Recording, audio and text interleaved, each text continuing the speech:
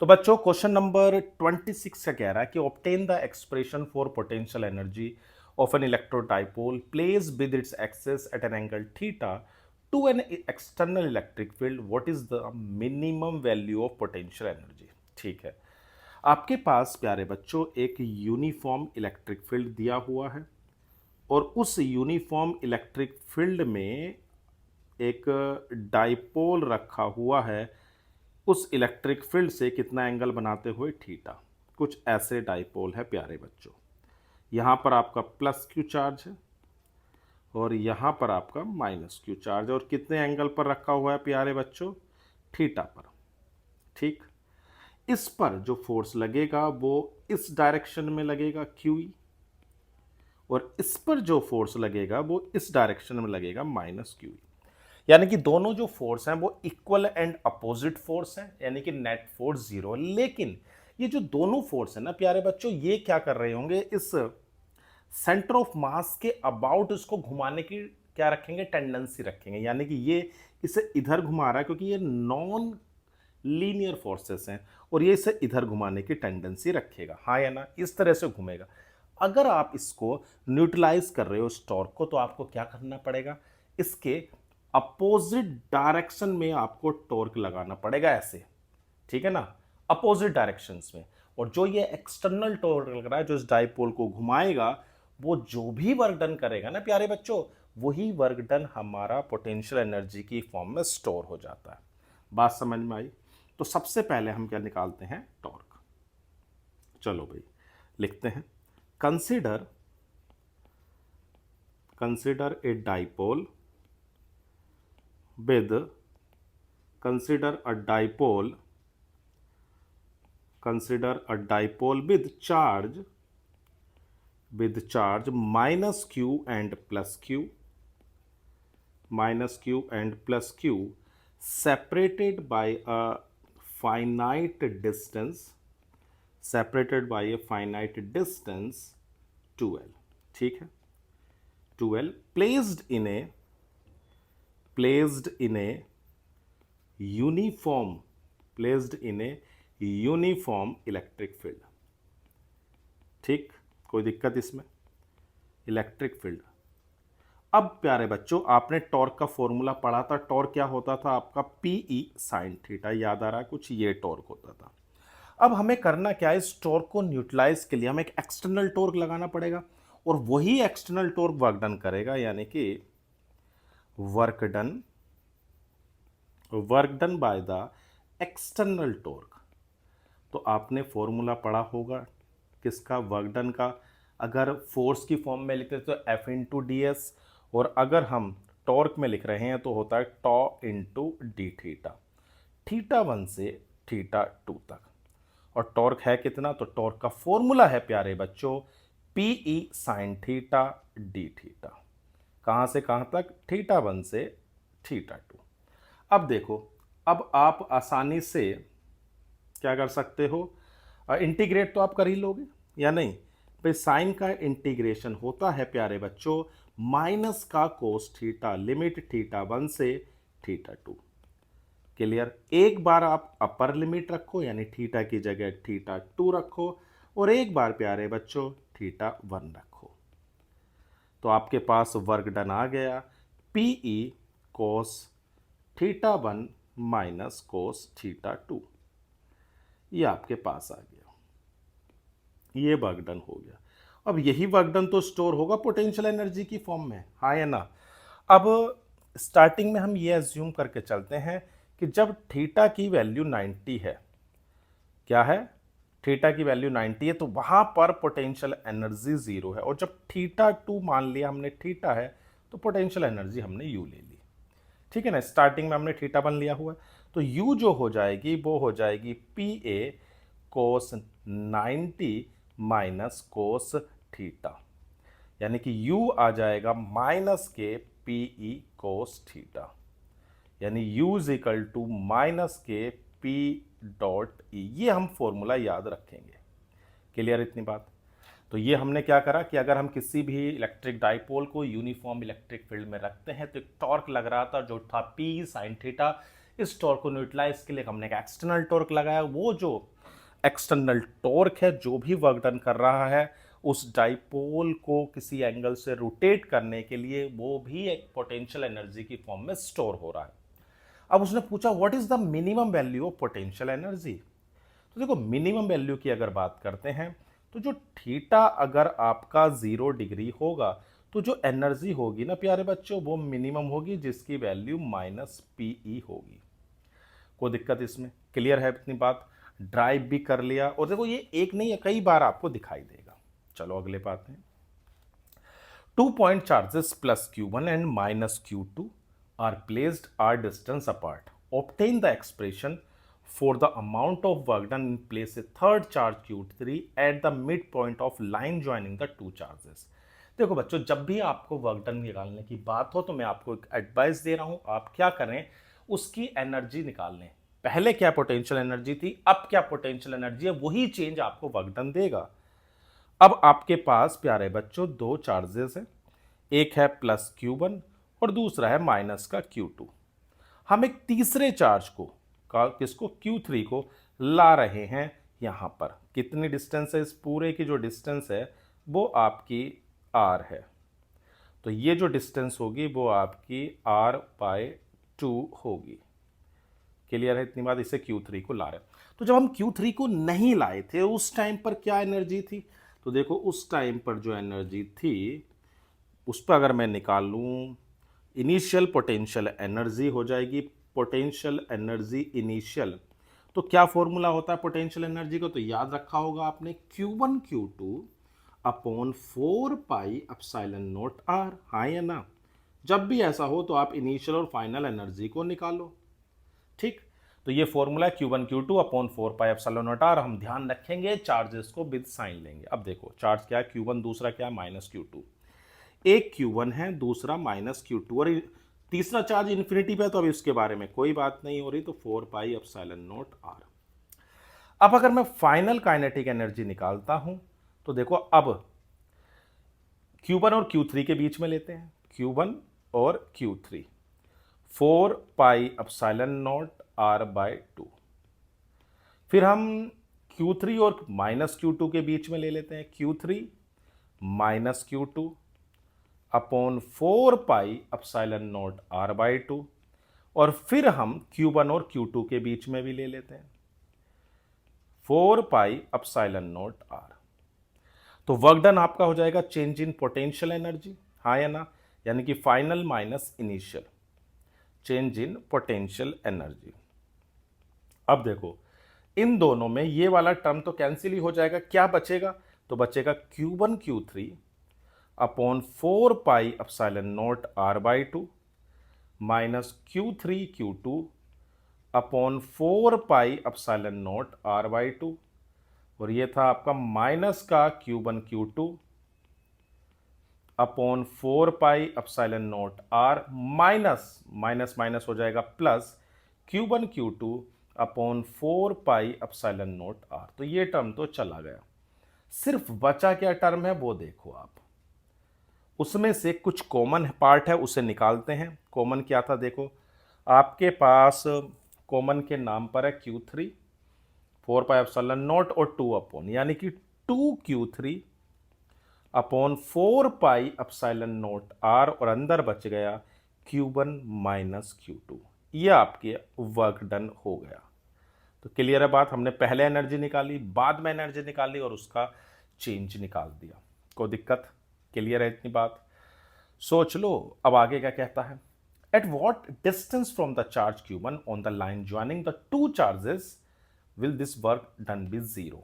Okay, देखो बच्चों work done 0 की अगर बात हो रही है तो वो तो तभी होगी ना जब वहां पर पोटेंशियल दोनों का बराबर हो जाए और इक्वल एंड अपोजिट हो, यानी कि 0 हो कुल मिला के। मान लेते एक पॉइंट P है, यहां से x डिस्टेंस पर टोटल डिस्टेंस हमारे पास प्यारे बच्चों r है, और ये है माइनस का Q2। हम क्या कर रहे हैं, एक ऐसा पॉइंट ढूंढ रहे हैं जहां पर पोटेंशियल क्या हो, 0 हो जाए। ठीक है ना? तो पहले मैं Q1 की वजह से इस पॉइंट पर पोटेंशियल निकालता हूं, तो क्या होगा Q1 अपॉन 4πε0x, यानी P पॉइंट पर पोटेंशियल 0। दूसरा minus Q2 upon 4 pi epsilon naught r minus x is equal to 0। तो क्या आ गया, Q1 4 pi epsilon not x. बात समझ रहे हो ना? दोनों चार्जेस की वजह से इस पॉइंट पर पोटेंशियल निकाले और उनका सम 0 रख दिया। अब देखो कुछ तो कैंसिल होगा ना, हाँ या ना? अब देखो क्या क्या कैंसिल हो रहा है, पहले वो देखो। 4 पाई एप्सिलॉन नॉट से 4 पाई, बचा क्या है, Q1 अपॉन एक्स और Q2 upon are minus x, ये बचा हुआ है। अब मल्टीप्लाई भी करनी पड़ेगी भैया, तो आर माइनस एक्स Q1 और एक्स Q2, तो r Q1 is equal to x Q2 plus x Q1। X अगर कॉमन ले लें तो आ जाएगा are Q1 upon Q1 plus Q2। तो ये वो डिस्टेंस आ गई जहां पर प्यारे बच्चों आपका वर्क डन 0 होगा, क्योंकि पोटेंशियल 0 है।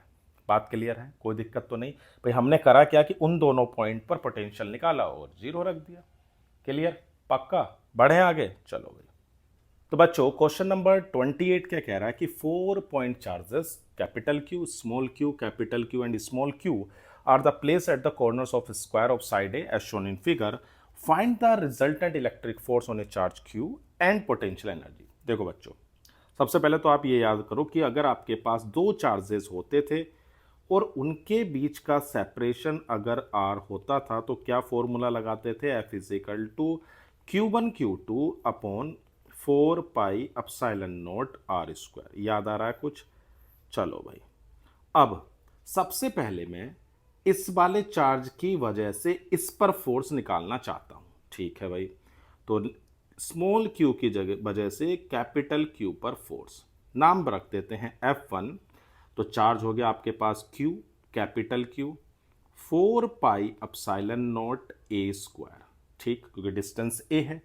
अब आप इस वाले चार्ज की वजह से इस पर फोर्स निकालो। ठीक है भाई, निकालते हैं। तो ये हो जाएगा प्यारे बच्चों आपका F2। तो F2 हो जाएगा QQ upon 4 pi epsilon not a square, ये भी आ गया। अब उसके बाद हम इस वाले चार्ज की वजह से इस पर फोर्स निकालेंगे। ठीक है ना? चलो भाई, तो आपका हो जाएगा ये फोर्स। ठीक है, तो आपके पास आ गया F3। अब अगर डिस्टेंस की बात करें तो ये भी a है, तो पाइथागोरस से ये आ जाएगी √2a। तो फोर्स कितना आ जाएगा, QQ यानी Q square upon 4 pi epsilon not √2a का स्क्वायर। ठीक है, तीनों फोर्स आ गए। अब देखो बच्चों, जो F1 और F2 है वो दोनों एक दूसरे से 90 डिग्री पर हैं, हाँ या ना? तो आप उनका पहले रिजल्टेंट निकाल दो। मैं सिर्फ F1 F2 का रिजल्टेंट निकाल रहा हूं और उसको नाम दे रहा हूं F डैश। किसका निकाल रहा हूं? पहले सिर्फ F1 का और इस F2 का रिजल्टेंट। आप चाहो तो डायरेक्ट भी लिख सकते हो, नहीं तो आप सिंपल पैरेललोग्राम लॉ से निकाल सकते हो। क्या आ जाएगा कि भाई F1 का स्क्वायर प्लस F2 का स्क्वायर प्लस 2F1 F2 कोस 90, और कोस 90 तो 0 है, तो सिंपल आ जाएगा F1 का स्क्वायर प्लस F2 का स्क्वायर। तो हम इसे लिख सकते हैं √2 टाइम्स हो जाएगा कितना, QQ upon 4 pi epsilon not a square. ठीक है, अगर मैं टोटल फोर्स निकालूं तो भैया एक तो F डैश हो गया प्लस F3 हो गया। यही तो हो गया जो हमने F1 और F2 का रिजल्टेंट निकाला, एक तो वो और एक F3, क्योंकि F डैश भी इधर ही डायरेक्शंस में होगा और F3 है, दोनों को जोड़ देते हैं। तो कितना आ जाएगा, ये आ गया आपके पास √2 QQ upon 4 pi epsilon not a square plus इसकी वैल्यू थी Q square upon 4 pi epsilon not 2a square. जो कॉमन है पहले उसे निकालते हैं, तो Q कॉमन है, 4 pi epsilon not a square common है। तो क्या बचेगा, देखो यहाँ बच गया √2Q और यहाँ बच गया Q/2, √2Q प्लस Q/2 और अलोंग डायगनल के अलोंग है। ठीक है बच्चों, तो ये हमारे पास आ गया। तो फोर्स तो हमने निकाल दिया। अब क्या कहता है second part, potential energy of the system. देखो भाई, 4 चार्जेस हैं तो इसके जो पेयर बनेंगे वो 6 बनेंगे, नहीं बनेंगे? 6 कैसे? एक तो भाई इसका और इसका बनाओगे 1, फिर इसका और इसका बनाओगे 2, फिर इसका और इसका बनाओगे 3, फिर इसका और इसका बनाओगे 4, और फिर दोनों डायगोनल के बनाओगे। तो ऐसे प्यारे बच्चों आपके 6 पेयर बनेंगे। तो चलो भाई पोटेंशियल एनर्जी भी निकाल लेते हैं। तो पोटेंशियल एनर्जी हो जाएगी, पहले तो हो जाएगा आपके पास Q Q upon 4 pi epsilon naught a. ऐसे 4 पेयर बनेंगे प्यारे बच्चों, 4 pi epsilon naught a plus Q Q upon 4 pi epsilon naught a, और फिर आ जाएगा Q Q upon 4 pi epsilon naught a. क्योंकि फॉर्मूला तो आपको याद ही है पोटेंशियल एनर्जी का, क्या होता था, Q1 Q2 upon 4 pi epsilon naught r. याद रखो, देखो फॉर्मूला कई बार आ गया है आपका। अब डायगोनल वाले ले लेते हैं। देखो 2 आपके डायगोनल वाले पेयर रहेंगे, एक ये दोनों रहेंगे और एक ये। डिस्टेंस आपको √2a दी हुई है। चलो भाई, तो ये हो जाएगा आपका Q² upon 4 pi epsilon naught √2a, और ये हो जाएगा Q² upon 4 pi epsilon naught √2a। ठीक है, अब देखो ये चारों तो हम ऐड कर लेते हैं, तो आ जाएगा 4 times Q Q 4 pi epsilon naught a plus Q² 4 pi epsilon naught √2a plus Q² 4 pi epsilon naught √2a।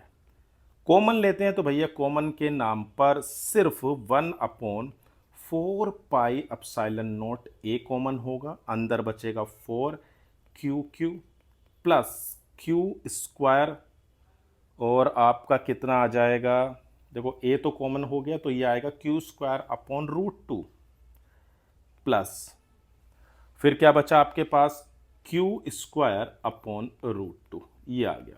क्योंकि बाकी तो हमने कॉमन ले लिया है, तो ये आपकी क्या आ गई, पोटेंशियल एनर्जी आ गई। क्लियर, इतनी बात, कोई दिक्कत तो नहीं है। सिर्फ फॉर्मूले याद रखोगे तो आपकी पोटेंशियल एनर्जी निकल जाएगी। चलो बढ़ते हैं आगे।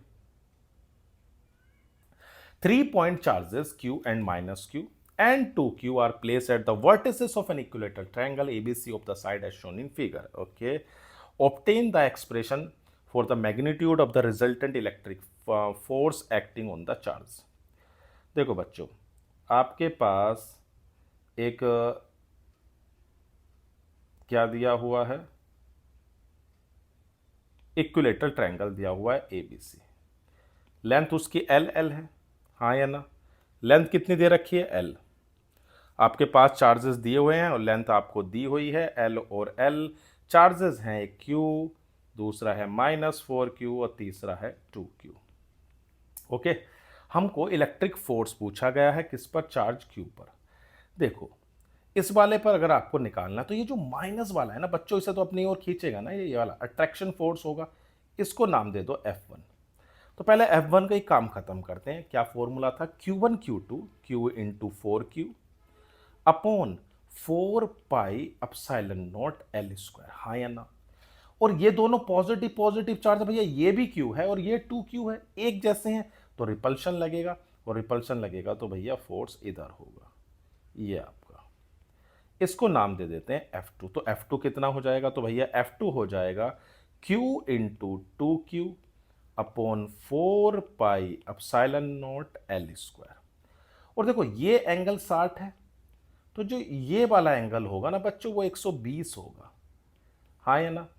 अब आप आराम से पैरेललोग्राम लो लगा के इन दोनों का रिजल्टेंट निकाल सकते हो। देखो अभी निकालते हैं, क्या आएगा, तो रिजल्टेंट आपका हो जाएगा F1 का स्क्वायर प्लस F2 का square plus 2 F1 F2 cos theta वाले फॉर्मूले से।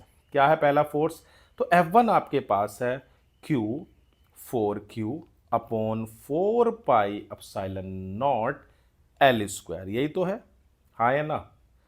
और दूसरा आपके पास है Q into 2Q upon 4 pi epsilon not L²। अब देखो जो कोस दिया हुआ है, वो कोस 120 क्या होता है प्यारे बच्चों? तो कोस 120 होता है माइनस के हाफ। कितना होता है? माइनस के हाफ।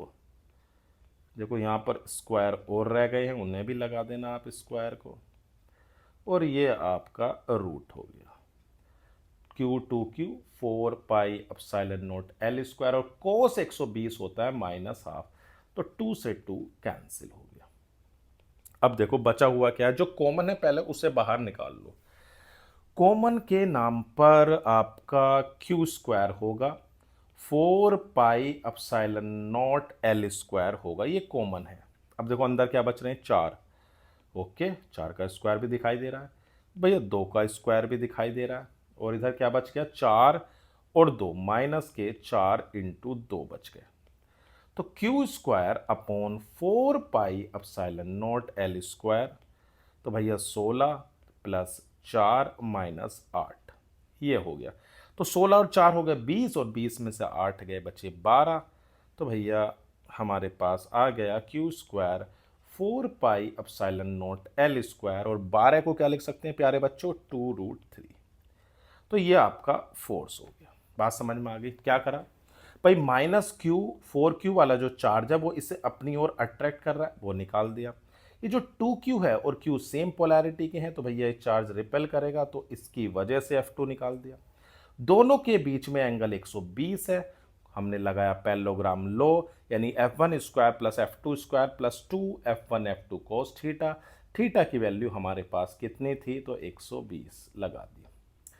क्लियर है? सिंप्लीफाई किया तो भैया फोर्स आ गया, कोई दिक्कत तो नहीं। देखो फोर्स का सिंपल सा फॉर्मूला याद रखना है कूलम्ब्स लॉ के अकॉर्डिंग, कि Q1 Q2 upon 4 pi epsilon naught R square. चलो भाई, अब देखो आगे क्या कहता है।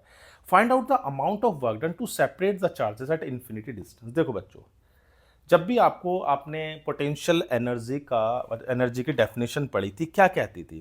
कि ये कहती थी कि जो भी आपके पॉइंट चार्जेस हैं, आप उसे उसकी असेंबल कर रहे हैं उसकी लोकेशन पर, कहाँ से लाकर इन्फिनिटी से लाने में जो आपको वर्क डन करना पड़ रहा है, वही उसकी पोटेंशियल एनर्जी थी। अब हम इसको सेपरेट कर रहे हैं, हाँ या ना? तो वो भी ऐसे ही निकल जाएगा, कोई दिक्कत हो तो बताओ। तो देखो फाइनल एनर्जी तो जीरो होगी, क्योंकि आप इन्फिनिटी पर रख रहे हो। इनिशियल एनर्जी आप निकाल लेते हैं, हाँ या ना? तो देखो वर्क डन जो हो जाएगा ना बच्चों, तो आप याद रखो, जब भी वर्क डन निकालो आप, तो आप चेंज इन पोटेंशियल एनर्जी से ही निकालो। Change in potential energy of the system, इससे आप यूज करो, ठीक? तो you final minus you initial, you final zero है, यू इनिशियल देखना है। देखो कितने चार्जेस हैं? तो 3 है, तो 3 ही पेयर बनेंगे, तो Q का 4Q के साथ बनाओ, Q और 4Q, तो Q into -4Q upon 4 pi epsilon not L plus दूसरा क्या पेयर बन रहा है? तो दूसरा बन रहा है -4Q और 2Q, -4Q और 2Q upon 4 pi epsilon not L, और तीसरा बन जाएगा Q और 2Q upon 4 pi epsilon not L। जो कॉमन है उसे आप बाहर लो, -1 upon 4 pi epsilon not L, ये हो गया बाहर। अंदर बचेगा माइनस का 4Q स्क्वायर, माइनस का 8Q स्क्वायर, और 2Q स्क्वायर। तो 8 और 4 12, 12 में से 2 गए, बचेगा 10, वो भी माइनस का, तो माइनस के 10Q square upon 4 pi epsilon not L। तो आपके पास क्या वर्क डन आ गया प्यारे बच्चों? तो 10Q square upon 4 pi epsilon not L, ये आपके पास वर्क डन मिल गया। ठीक, इतनी बात तो मैंने क्या बताया, जब भी आपको वर्क डन निकालना है तो क्या करोगे आप? चेंज इन पोटेंशियल एनर्जी निकालोगे, फाइनल माइनस इनिशियल। तो यहाँ पर फाइनल इन्फिनिटी पर जा रही है, इस वजह से कोई एनर्जी नहीं होगी, हमने इनिशियल निकाल ली।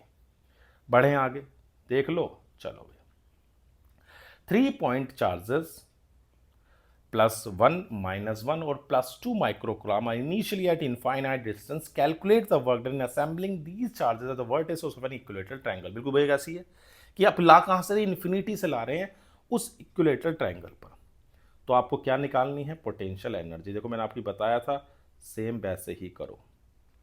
आपके पास A बी और सी। 1 माइक्रोकुलम, ठीक है, -1 माइक्रोकुलम एंड 2 माइक्रोकुलम, और यूनिट हो गई 10 सेंटीमीटर। ठीक। अब इनिशियल एनर्जी आपको वर्क डन क्या होगी, change in potential energy. Work done क्या होगा, W is equal to change in potential energy of the system. Initial zero है इस बार, क्योंकि इन्फिनिटी से आ रहे हैं। तो चलो भाई देखो, जो कॉमन है उसे तो सालों को बाहर ही रखो, पहले पेयर बनाते हैं। देखो 1/4πε0 तो सभी में से आएगा ही, तो उसे बाहर ही रख लो। अब चार्ज देखो 1 और -1 का है, ठीक है ना, तो 1 इंटू माइक्रोकुलम है तो -6, दूसरा -1 इंटू 10⁻⁻6, और जो डिस्टेंस है ना वो 10 इंटू 10⁻², फिर अगला आएगा -1 इंटू 10⁻⁻6, और 2 इंटू 10⁻⁻6, और ये भी 10 इंटू 10⁻², सेंटीमीटर को मीटर में बदल लिया है। और ये 1 इंटू 10⁻⁻6, फिर 2 इंटू 10⁻⁻6, और 10 इंटू 10⁻²। तो ये जो है, ये जितना माइनस का है उतना ये प्लस का है, तो ये कैंसिल हो गया। बचा क्या वो देखो, आपके पास बचा हुआ है 1/4πε0, हाँ या ना, माइनस का 1 इंटू 10⁻⁻12, और नीचे बचा हुआ 10 इंटू 10⁻²। अब 1/4πε0 की वैल्यू 9 इंटू 10⁻+9 इंटू 10⁻⁻12, और 10 इंटू 10⁻²। तो 9 और 2 11, तो हो जाएगा -9 इंटू 10⁻², तो आ जाएगा 0.09 जूल। भैया ये आ गई, तो मेरी याद रखोगे, क्या याद रखोगे कि अगर कभी भी वर्क डन की बात आए तो भैया आप चेंज इन पोटेंशियल एनर्जी की बात करोगे, हाँ या ना। देख लो एक बात, चेंज इन पोटेंशियल एनर्जी की ही बात आपको करनी है प्यारे बच्चों। आगे बढ़ूं क्या, तो देखो ये तो आपको समझ में आ ही गया होगा कि आसान सा क्वेश्चन था, लेकिन बेसिक चीजें याद रहे। क्लियर है, हर क्वेश्चन में आपको समझाऊंगा, बस आपको मेरे पर विश्वास रखना है। Obtain the expression for potential energy of an electric dipole place with its at angle of theta to an external electric field E, what is the minimum value of potential energy. देखो प्यारे बच्चों, अभी आपने ऐसा question किया था, हाँ या ना, तो एक बार खुद ट्राई करो, ठीक है ना, और वीडियो को पॉज कर दो, लाइक तो आप कर ही रहे हो, ठीक है ना, और फिर करो, और नहीं होता तो फिर आप दोबारा देखो। क्या दिया हुआ है आपको कि एक यूनिफॉर्म इलेक्ट्रिक फील्ड है, उस यूनिफॉर्म इलेक्ट्रिक फील्ड में एक प्यारे बच्चों डाइपोल को रखा गया है। किसको रख दिया है, डाइपोल को। ये रहा आपका डाइपोल, ठीक, ये आपका हो गया +q, ये हो गया -q, ये हो गया A, ये B। इधर आपके पास Q चार्ज है, और इधर आपके वो क्या नाम QE फोर्स है, और इधर प्यारे बच्चों -QE है। ठीक, तो नेट फोर्स तो जीरो है, लेकिन ये जो सेंटर ऑफ मास होता है ना, उसके अबाउट ये दोनों जो फोर्स है इसे घुमाने की टेंडेंसी रखते हैं, इधर घुमाते हैं। ठीक है, अब आपको इसे न्यूट्रलाइज करने के लिए मैंने बताया था, इसको आपको दूसरी डायरेक्शन में घुमाना पड़ेगा, ऐसे टॉर्क लगाना पड़ेगा। और ये जो एक्सटर्नल टॉर्क हुआ ना बच्चों, ये जो भी अमाउंट ऑफ वर्क डन करेगा वही प्यारे बच्चों आपका क्या होगा, पोटेंशियल एनर्जी की फॉर्म में स्टोर हो जाएगा। बात समझ में आ रही है। चलो भाई, एक बार तो ड्राइव करा था, फिर कर लेते हैं। तो consider a dipole, consider a dipole with charge, consider a dipole with charge -q and +q separated, by a finite distance, finite distance 2l। ठीक है बच्चों, भाई हार्ड नहीं है, आपने कई बार पहले उसमें भी इसको ड्राइव करा, अब भी कर रहे हो, आसान है, करके देखो, होगा जरूर। Consider a dipole with charge -q and +q separated by a distance 2l। ठीक है, it experience a torque which tend to rotate as shown in figure. तो जो टॉर्क होगा ना प्यारे बच्चों, वो आपका होगा PE sin थीटा, ये आपका टॉर्क है। अब यही जो वर्क डन कितना करेगा, जो एक्सटर्नल टॉर्क होगा तो work done by the external torque, क्योंकि आपको इसके अपोजिट टॉर्क लगाना पड़ेगा, और भैया किसी के अपोजिट फोर्स लगाओगे तो मेहनत तो करनी ही है।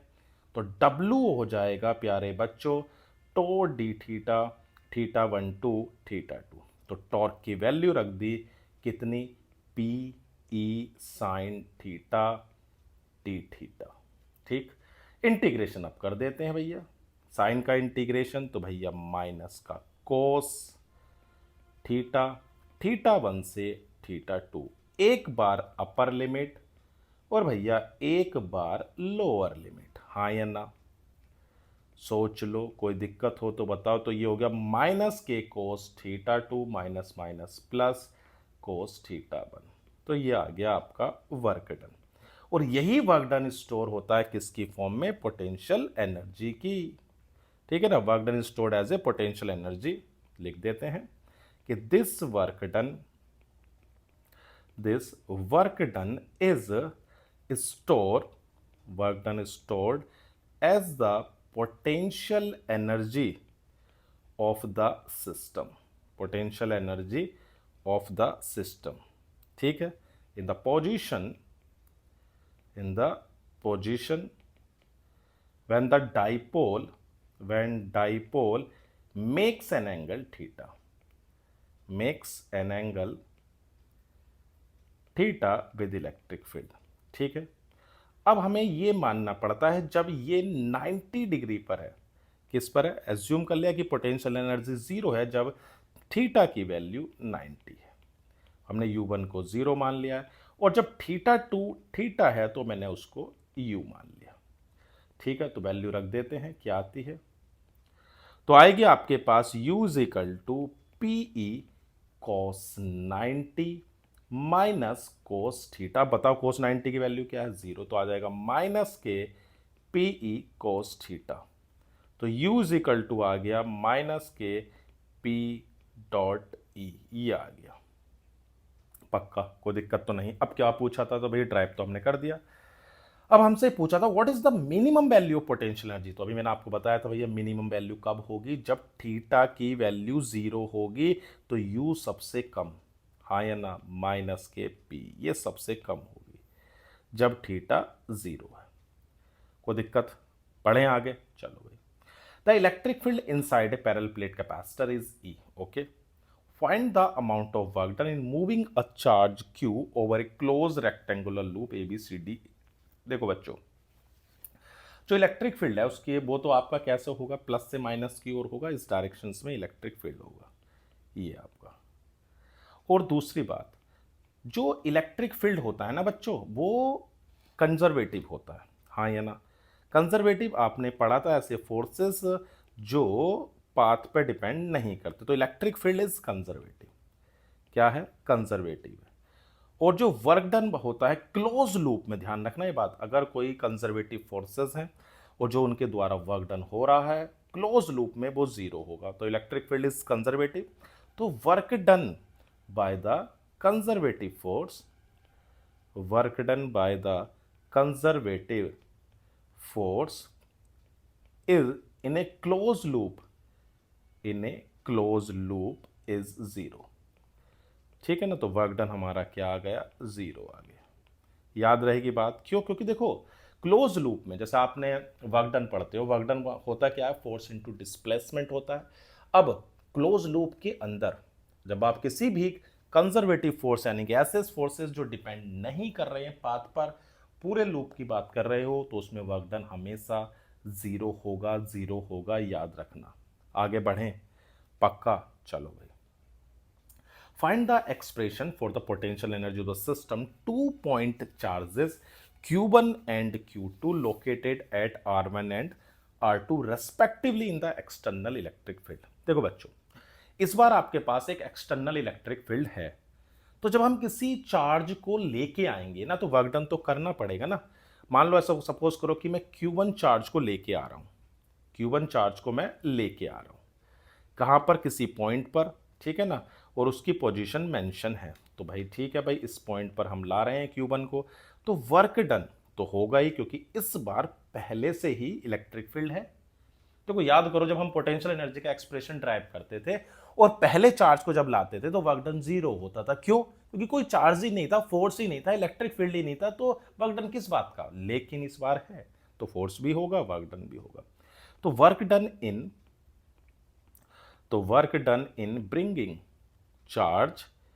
bringing charge q1 in the external field, in the external electric field, at a distance r1, at a distance r1। ठीक है, तो हमारे पास वर्क डन क्या होता है? वर्क डन होता है चार्ज इनटू पोटेंशियल, यानी कि q1 और जो पोटेंशियल है उसे ले लिया r1, v r1 r distance पर। ठीक है भाई, r1 डिस्टेंस पर जो भी पोटेंशियल है वो। अब मैं किसको लाऊंगा? Q2 को। तो ध्यान रखना बच्चों, जब हम Q2 को लाएंगे तो एक्सटर्नल इलेक्ट्रिक फील्ड की वजह से तो वर्क डन होगा और Q1 की भी वजह से भी होगा, दोनों की। ठीक है ना? तो वर्क डन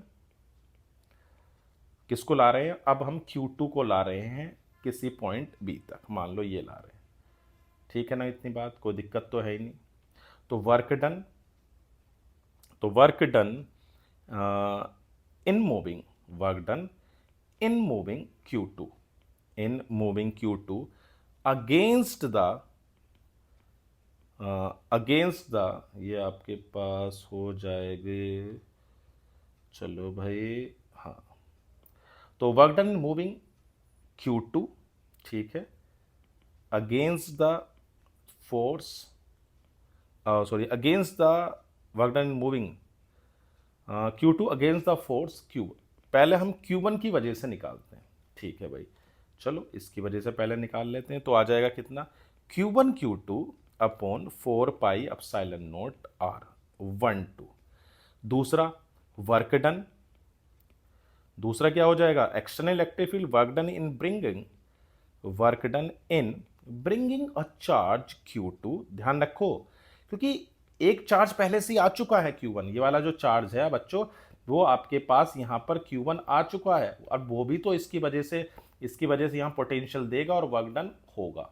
दोनों की वजह से देखेंगे, एक्सटर्नल की वजह से भी और Q1 की वजह से। तो work done in bringing a charge Q2 in the external electric field, at a distance r2। तो कितना हो जाएगा? Q2 v r2। तो जो टोटल आपकी जो हो जाएगी आप पोटेंशियल एनर्जी, वो हो जाएगी Q1 v r1 डिस्टेंस पर, Q2 v r2 डिस्टेंस पर, और Q1 Q2 upon 4 pi epsilon not r12। बात समझ में आ गई या नहीं? पर क्या था कि हम चार्ज Q1 और Q2 को ला रहे हैं एक्सटर्नल इलेक्ट्रिक फील्ड में, और जो भी वर्क डन हम कर रहे हैं वही वर्क डन पोटेंशियल एनर्जी की फॉर्म में स्टोर होगा। तो पहले हम किसको लाए? Q1 को लेकर आए, वर्क डन करा, तो वर्क डन का फॉर्मूला है चार्ज इनटू पोटेंशियल, वो रगड़ दिया। फिर Q2 को लाए, तो एक एक्सटर्नल फील्ड की वजह से वर्क डन और एक इस चार्ज Q की वजह से वर्क डन हमने किया। तो जो हमारे पास आए वर्क डन, वही हमारी क्या हुई बच्चों? Potential energy. कोई दिक्कत तो नहीं है? देख लो एक बार, कोई दिक्कत हो तो बताओ, वरना हम आगे बढ़ते हैं।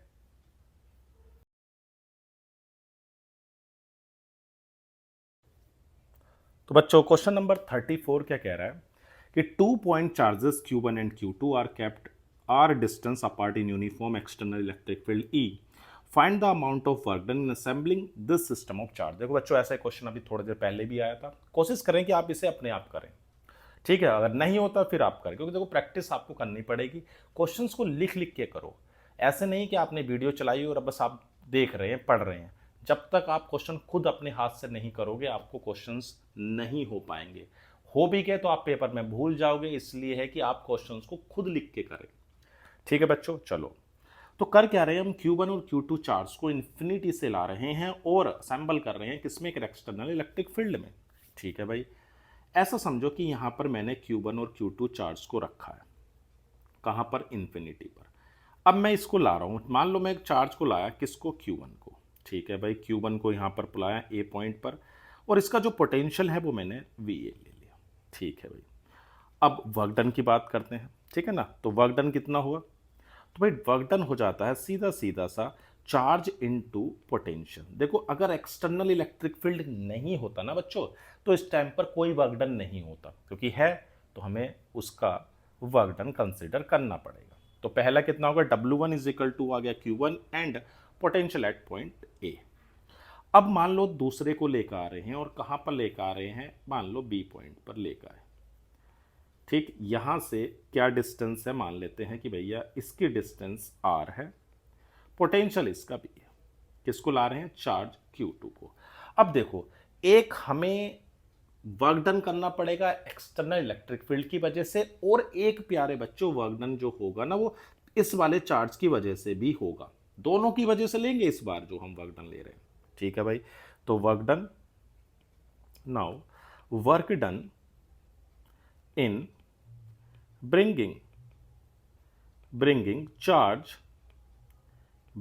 charge Q2 to point B। ठीक है भाई, तो W2 हो जाएगा एक तो charge into potential at point B plus इसकी वजह से Q1 Q2 upon 4 pi epsilon naught R। समझ में आ गई ना बात, ये वाला किसकी वजह से है, इस चार्ज की वजह से जो पहले से आ चुका है। एक तो हो गया एक्सटर्नल इलेक्ट्रिक फील्ड की वजह से, और दूसरा हो गया इसकी वजह से। तो हम टोटल अगर वर्क डन की बात करें प्यारे बच्चों, तो W इज इक्वल टू हो जाएगा W1 प्लस W2, यानी कि Q1 VA plus Q2 VB plus Q1 Q2 upon 4 pi epsilon naught R। कोई दिक्कत तो नहीं, ये हमारा क्या आ गया, वर्क डन आ गया। बात समझ में आ रही है। एक चीज का और ध्यान रखना कि जो वर्क डन होता है ना प्यारे बच्चों, वो सिर्फ पोजीशन पर डिपेंड करता है, वो डिपेंड नहीं करता पाथ पर आप कैसे लाए हो, फाइनल कहाँ है, इनिशियल कहाँ है, इस बात पर डिपेंड करता है। तो हमने क्या करा, वर्क डन निकाला। पहले हम चार्ज को ला रहे थे तो एक्सटर्नल फील्ड की वजह से वर्क डन हुआ। फिर जब दूसरा चार्ज लाए ना प्यारे बच्चों, तो उसमें दोनों की वजह से हुआ, एक्सटर्नल की वजह से भी और जो पहले से ही चार्ज प्रेजेंट है। बात क्लियर हो गई, बढ़े आगे, चलो भाई। Derive an expression for the potential energy of an electric dipole in uniform electric field. Explain condition for stable and unstable equilibrium। ठीक है भाई, देखो बच्चों अभी मैंने आपको एनर्जी के 2 बार डेरिवेशन करके दिखाया। आप कोशिश करें कि उसे एक बार खुद से करें, नहीं होता है तो आप फिर करें। मैं तो आपको 2 क्या 3 क्या बार बार कराऊंगा। ठीक है भाई, हमने सबसे पहले एक यूनिफॉर्म इलेक्ट्रिक फील्ड ले लिया। चलो भाई, और उस यूनिफॉर्म इलेक्ट्रिक फील्ड में हम एक डाइपोल को रख रहे हैं, किसी एंगल थीटा पर रख दिया ये डाइपोल। ये आपका प्लस क्यू चार्ज है और ये आपका माइनस क्यू चार्ज है। इस पॉइंट को ए ले लेते हैं, इसको बी ले लेते हैं, और ये आपका किसी एंगल थीटा पर रखा हुआ है। ठीक, फोर्स की अगर बात करें तो एक फोर्स इधर होगा क्यू ई, और एक अपोजिट फोर्स प्यारे बच्चों इधर होगा क्यू ई। अब देखो ये जो फोर्स है इस नॉन लीनियर फोर्स है जो आपको टॉर्क प्रोवाइड करा रहे हैं इस डायरेक्शन में। अब अगर मैं इसके अपोजिट टॉर्क लगाऊं तो है ना कि न्यूट्रलाइज करने के लिए आपको क्या करना पड़ेगा, एक एक्सटर्नल टॉर्क अप्लाई करना पड़ेगा। ये एक्सटर्नल टॉर्क जो भी वर्क डन करेगा ना प्यारे बच्चों, वो आपका स्टोर हो जाएगा पोटेंशियल एनर्जी की फॉर्म में। चलो वही लिखते हैं कि consider a dipole with charge, minus q and plus q separated by a finite distance, finite distance 12, placed in a uniform electric field, हमने क्या करा, एक डाइपोल को यूनिफॉर्म इलेक्ट्रिक फील्ड में रख गया है जिसकी लेंथ आपकी 12 है। इतनी बात क्लियर है। अब हम वर्क डन निकालते हैं बाय एक्सटर्नल टॉर्क। कितना आता है, चलो तो वर्क डन प्यारे बच्चों हो जाएगा, चलो भाई, तो work done by the external torque. ठीक है भाई, एक्सटर्नल टॉर्क कितना वर्क डन करता है, तो भाई हमारे पास वर्क डन का फॉर्मूला क्या था, तो W is equal to tau external d theta. θ1 से θ2। और टॉर्क का फॉर्मूला तो हमारे पास है ही, कितना है, PE sin θ। P क्या है, दिस इज डाइपोल मोमेंट, ठीक है ना। तो हम कहाँ से जा रहे हैं, θ1 से θ2। तो PE sin θ का हो जाएगा माइनस का cos θ, और θ1 से θ2। तो PE तो आ जाएगा माइनस का cos θ2 माइनस माइनस का cos θ1। तो आ गया आपके पास PE cos θ1 माइनस cos θ2, ये आ गया। अब अगर हम इनिशियल कंडीशंस में ये लें कि भाई कि आपके पास जब θ1 90 है तब मैं उसकी पोटेंशियल एनर्जी को 0 ले रहा हूँ, और जब θ2 है तो मैंने मान ली उसकी एनर्जी कितनी है, U। समझ में आई ना कि यही वर्क डन किसकी फॉर्म में स्टोर हो रहा है, पोटेंशियल एनर्जी की फॉर्म में। तो U आ जाएगा प्यारे बच्चों PE cos 90 माइनस का cos θ। तो आ गया U is equal to minus का PE cos θ। तो फॉर्मूला क्या याद रखोगे, U is equal to minus के P डॉट E। चलो भाई ये बात तो समझ में आ गई कि देखो डेरिवेशन तो हो गया। अब क्या कह रहा है, अब ये कह रहा है कि explain condition for stable and unstable equilibrium. देखो बच्चों, स्टेबल और अनस्टेबल की अगर हम बात करें तो अगर जहां पर एनर्जी कम होगी, सीधी सी बात है, जब एनर्जी क्या होगी, कम होगी, वहां पर तो स्टेबल होगा, और जहां पर एनर्जी ज़्यादा होगी वहां अनस्टेबल होगा। यानी कि ऐसा समझो कि जब थीटा की वैल्यू 0 डिग्री है तो U जो है वो मिनिमम है, कितनी है, PE माइनस के PE ये। और इस पर कैसा है इलेक्ट्रिक डाइपोल, जब एनर्जी मिनिमम है तो ये आपका स्टेबल इक्विलिब्रियम होगा। कैसा होगा, स्टेबल इक्विलिब्रियम, हाँ या ना। अब अगर थीटा की वैल्यू 180 है तो प्यारे बच्चों U जो होगी वो मैक्सिमम होगी, और जिसकी एनर्जी ज़्यादा होती है भैया वो थोड़ी ना रुका के बैठेगा, वो तो अनस्टेबल होगा, हाँ या ना, अनस्टेबल इक्विलिब्रियम होगा। ठीक, इतनी बात कि स्टेबल है तो less energy, minimum energy, unstable है तो भैया मैक्सिमम एनर्जी होगी। ठीक, एक छोटी सी बात आप याद रखोगे, देखो मैं समझा रहा हूँ कि अगर ऐसा समझो कि भाई इधर आपका पॉजिटिव चार्ज है, ठीक है, और इधर आपका नेगेटिव चार्ज है, और आपने डाइपोल को ऐसे रखा हुआ है, यहां पर माइनस और यहां पर प्लस, तो ये स्टेबल कंडीशन है। और अगर आपने देखो ऐसे रखा हुआ है डाइपोल को, कैसे कि ये आपका प्लस है और ये आपका माइनस, और आपने डाइपोल को ऐसे रखा हुआ है कि ये प्लस और ये माइनस, तो आप रखोगे कि इट्स अनस्टेबल। याद रहेगी बात कि एनर्जी ज़्यादा तो अनस्टेबल, और एनर्जी कम तो स्टेबल। क्लियर है क्वेश्चंस, आगे बढ़ें, चलो भाई। An infinite large thin sheet has a uniform surface charge density sigma.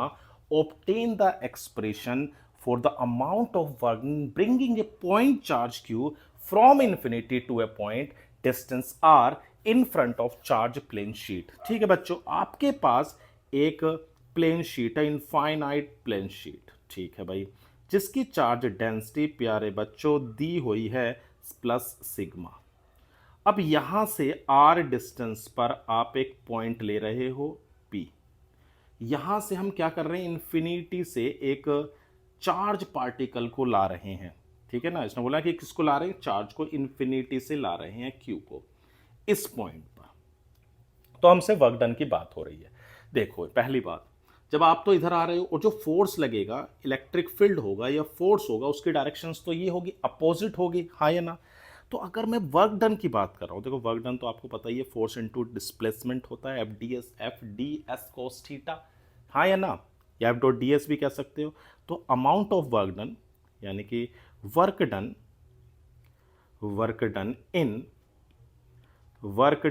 In bringing a point charge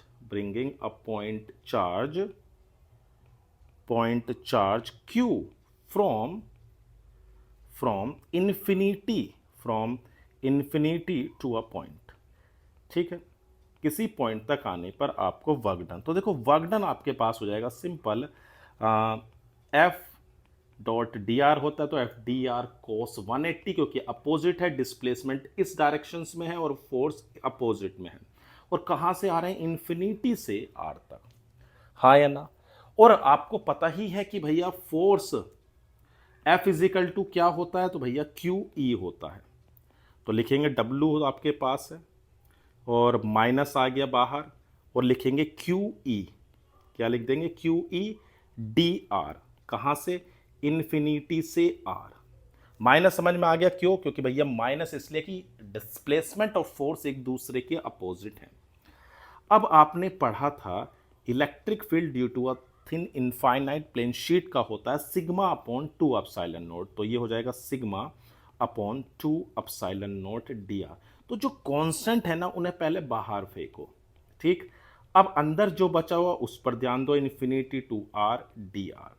और डी आर यानी कि यहां पर आप 1 मानोगे तो 1 का इंटीग्रेशन क्या होगा प्यारे बच्चों? तो आर हो जाएगा। तो माइनस के q sigma upon 2 epsilon naught r, एक बार अपर लिमिट और एक बार लोअर लिमिट। तो q sigma upon 2 epsilon naught r minus infinity.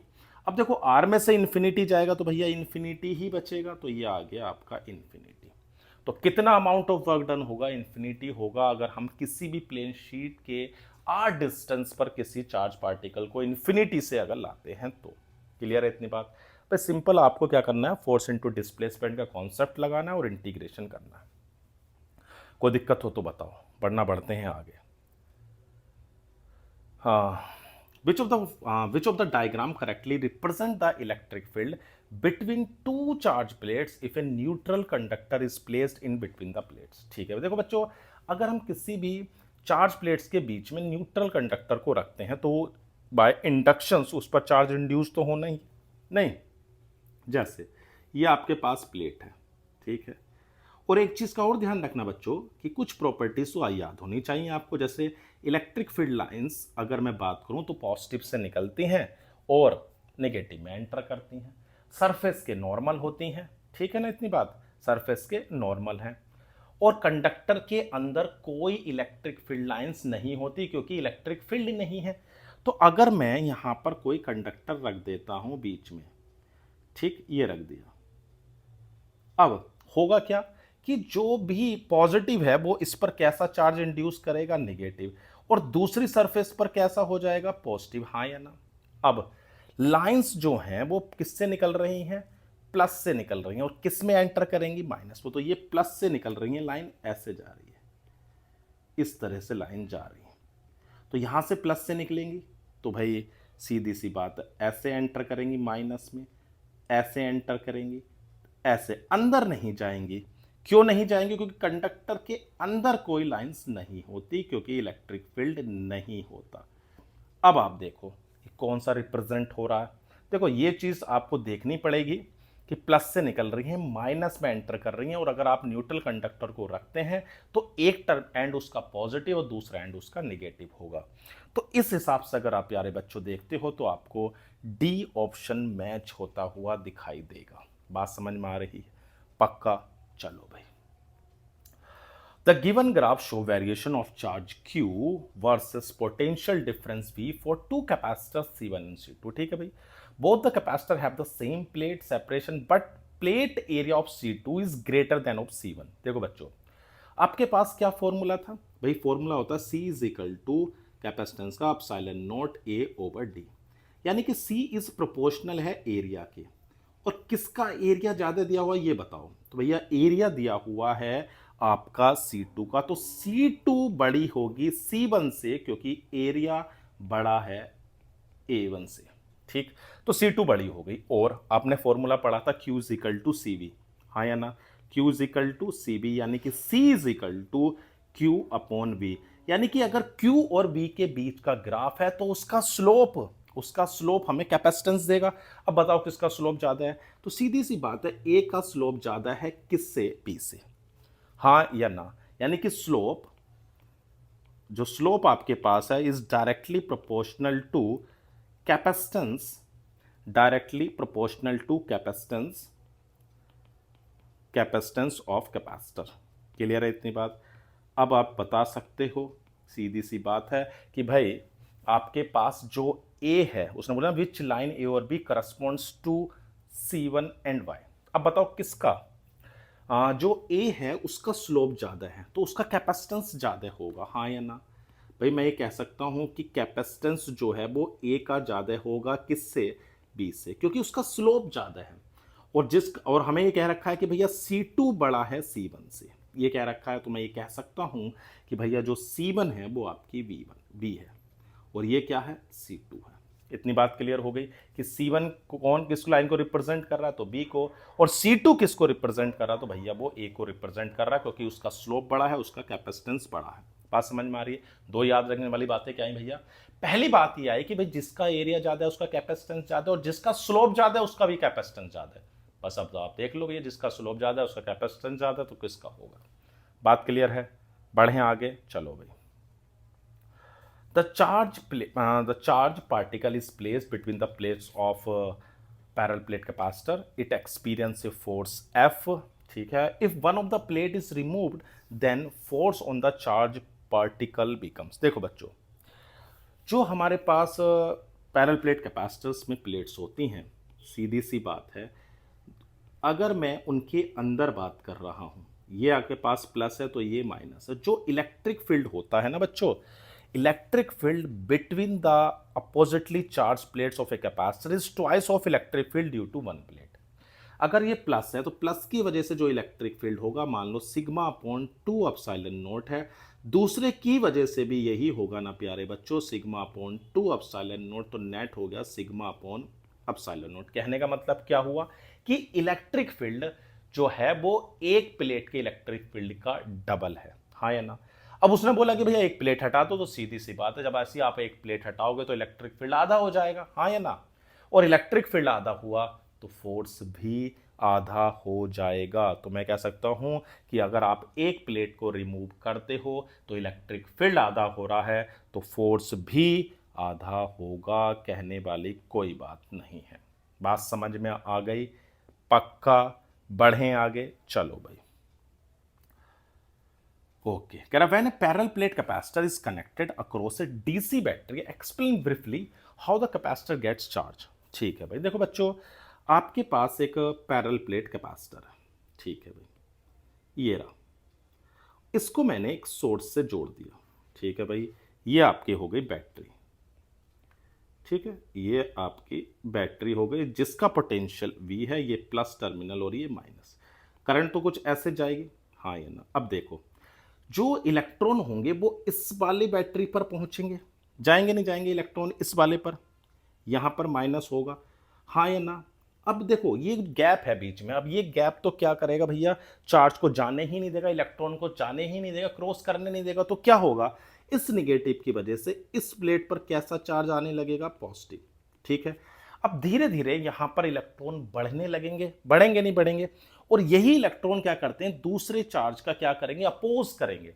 तो प्यारे बच्चों, धीरे धीरे करंट की वैल्यू घट रही, बात समझ में आ रही है कि भैया इलेक्ट्रॉन निकले और वो बैटरी के एक प्लेट पर, वो बैटरी से निकल के पैरेलल प्लेट कैपेसिटर की एक प्लेट पर पहुंचे।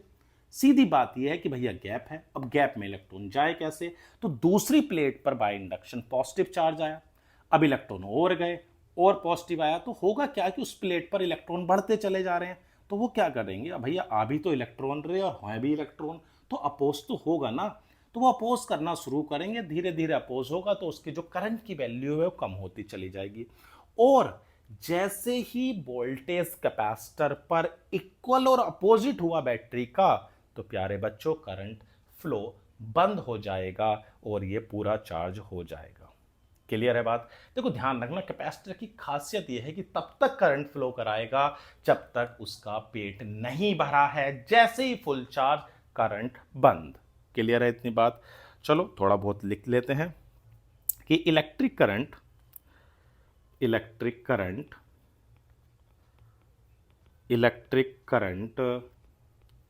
will flow through the circuit, ठीक है भाई, करंट फ्लो हो रही है सर्किट से, ठीक है, as the electrons reach the plate,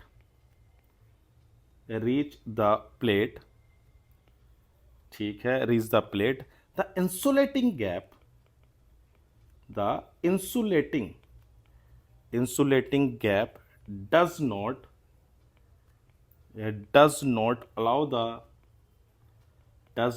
allow the electrons to move further, hence positive charge hence positive charge developed on the other side of plates as the voltage begins to develop, ठीक है ना, begins to develop मतलब क्या हो रहा है कि electron पहुंच रहे हैं, दूसरे पर पॉजिटिव चार्ज आ रहा है, वोल्टेज धीरे धीरे बढ़ रहा है। The electric charge begins to resist the deposition of further charge. Simple सी बात है, जैसा चार्ज आ रहा है वैसे ही नेचर का चार्ज पहले से ही है, तो वो तो अपोज करेगा ही deposition of further charges. thus current flowing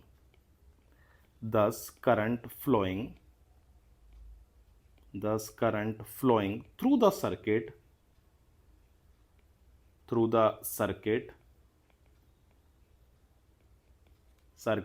gradually becomes,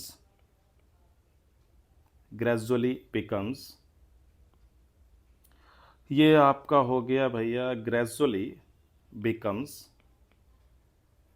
less than zero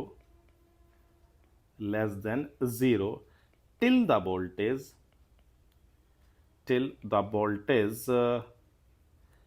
of the capacitor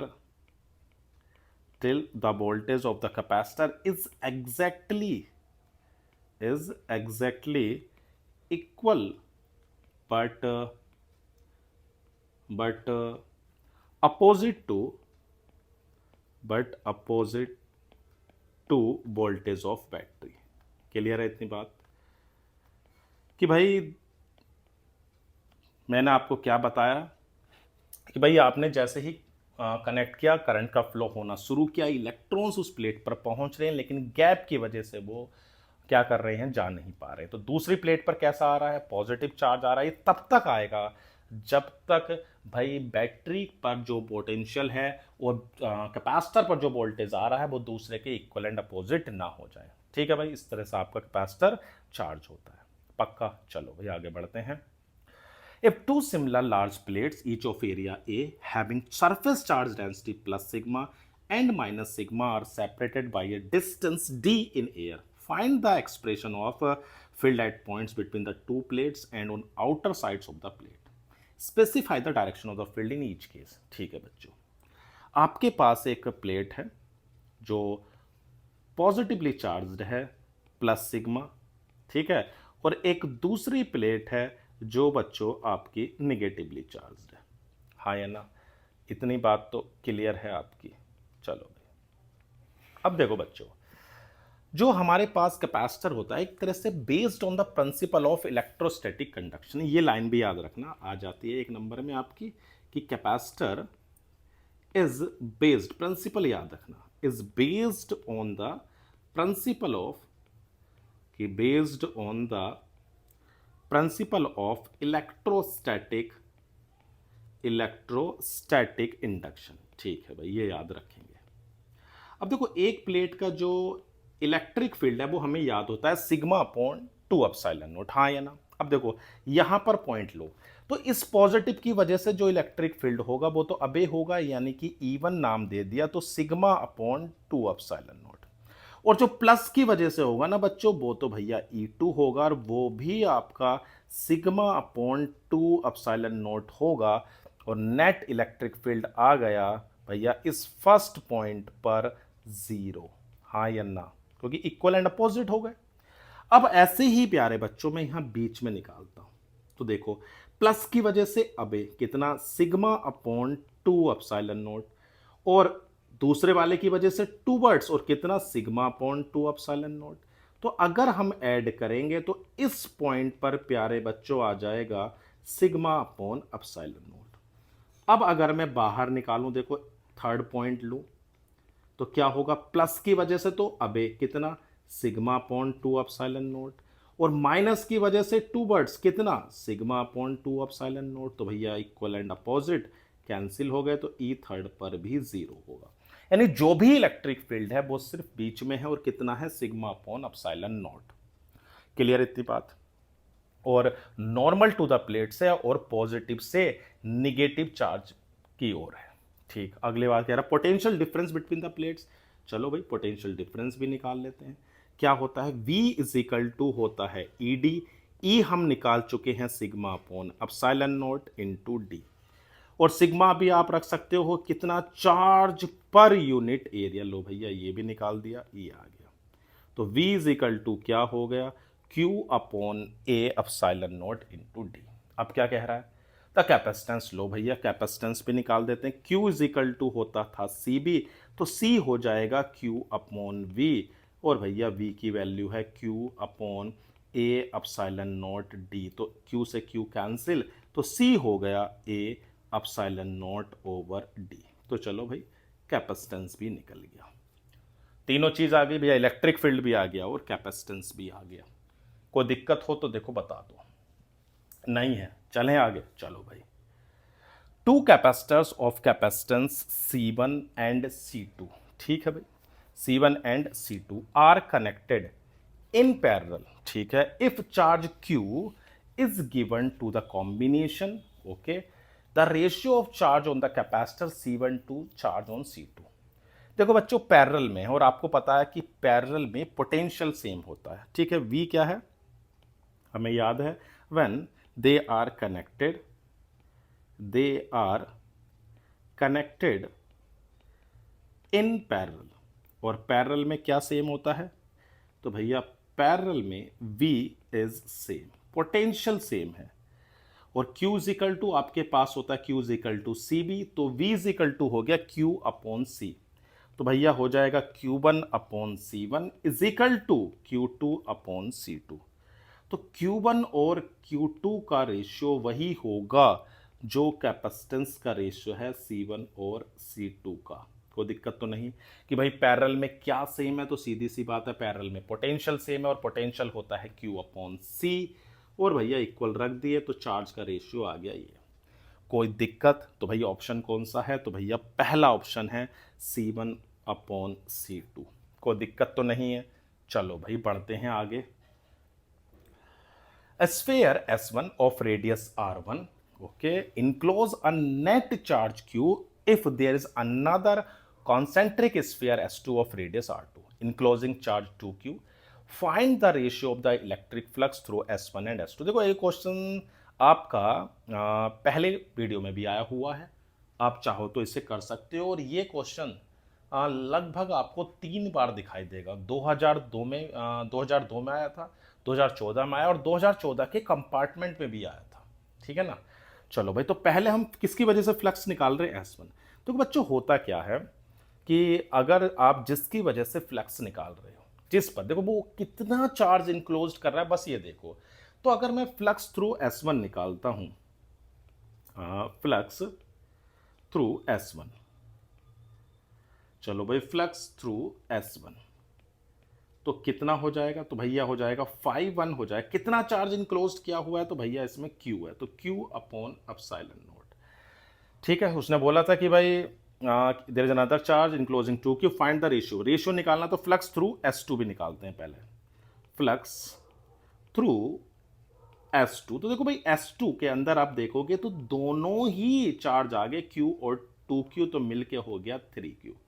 तो भैया रेशियो तो आ गया, कितना रेशियो आ गया, तो भैया 5-1, और 5-2 का जो रेशियो है वो 1:3 है। चलो भाई अब क्या कह रहा है, how will the electric flux change through sphere S1 change if a medium of dielectric constant 5 is introduced in the space inside S1 in place of air. अब करा क्या है उन्होंने कि भाई इसके अंदर एक डाइलेक्ट्रिक मटेरियल रख दिया गया है जिसका डाइलेक्ट्रिक कांस्टेंट भैया 5 है।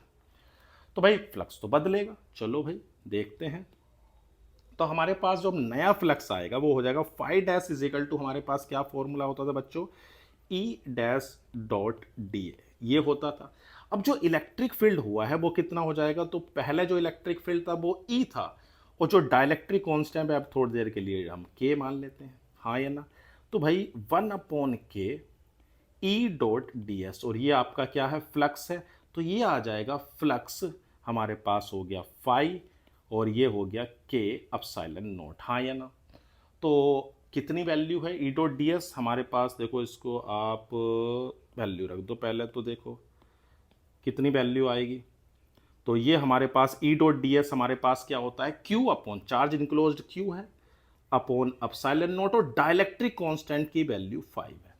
तो बस जो पहले फ्लक्स आया था उसको आप डाइलेक्ट्रिक कांस्टेंट से डिवाइड कर दो और कुछ नहीं होना है। तो क्या हो जाएगा, क्यू अपॉन, पहले कितना फ्लक्स था, क्यू अपॉन अपसाइलन नॉट था, अब डाइलेक्ट्रिक कांस्टेंट 5 है तो हो गया Q/5 अपसाइलन नॉट। कोई दिक्कत तो नहीं है, पक्का देख लो एक बार, कोई दिक्कत हो तो देखो बता दो। बढ़े आगे, चलो भाई ओके। क्या कहता है, the space between the plates of parallel plate capacitor is completely filled in two way. In the first case, it is filled with a slab of dielectric constant K. In the second case, it is filled with the two slabs of equal thickness and dielectric constant K1 and K2 respectively as shown in figure. The capacitance of the capacitor is same in the two cases. Obtain the relationship between K, K1 and K2. Okay. देखो हमने जो formula पढ़ा था, अगर air होती है तो formula था C is equal to epsilon naught A over D, ये एयर के लिए था। लेकिन अगर हम किसी भी मीडियम को रखते हैं ना प्यारे बच्चों, तो उसका डाइलेक्ट्रिक कांस्टेंट बढ़ जाता है, वो डाइलेक्ट्रिक कांस्टेंट से वो बढ़ जाता है, यानी कि C1 जो होगा ना वो हो जाएगा K epsilon naught A over D, ठीक है ना। यानी कि आप पैरेलल प्लेट कैपेसिटर में जो भी डाइलेक्ट्रिक मटेरियल रख रहे हो उसकी वजह से कैपेसिटेंस इंक्रीज हो गया है बाय डाइलेक्ट्रिक कांस्टेंट। तो C1 कितना हो गया, K epsilon naught A over D। अब देखो इसकी बात करते हैं, तो अगर आप इसको निकालो तो मैं इसको C1 डैश नाम दे दूं, तो ये कितना होगा, K1 epsilon naught A D/2, हाँ या ना। और इसका क्या हो जाएगा, C2 डैश हो जाएगा K2 epsilon naught A over D/2, ये हो गया, दोनों निकल गए। देखो ये ध्यान रखना, जब भी डिस्टेंस अगर डिवाइड होती है, ध्यान रखना, ये लाइन बिल्कुल याद कर लो कि डिस्टेंस डिवाइड हो रही है तो समझ लो सीरीज है, और एरिया डिवाइड हो रहा है तो पैरेलल है। तो लेकिन यहाँ तो भैया डिस्टेंस डिवाइड हो रही है तो ये सीरीज में होंगे। तो 1/CS नाम दे देते हैं कि 1/C1 dash plus 1/C2 dash, value रख देते हैं तो आएगी D/2 epsilon not K1A plus D/2 epsilon not K2A। तो जो कॉमन है ना बच्चों उसे तो बाहर निकालो, चलो पहले आसान, थोड़ा आसान तो करो।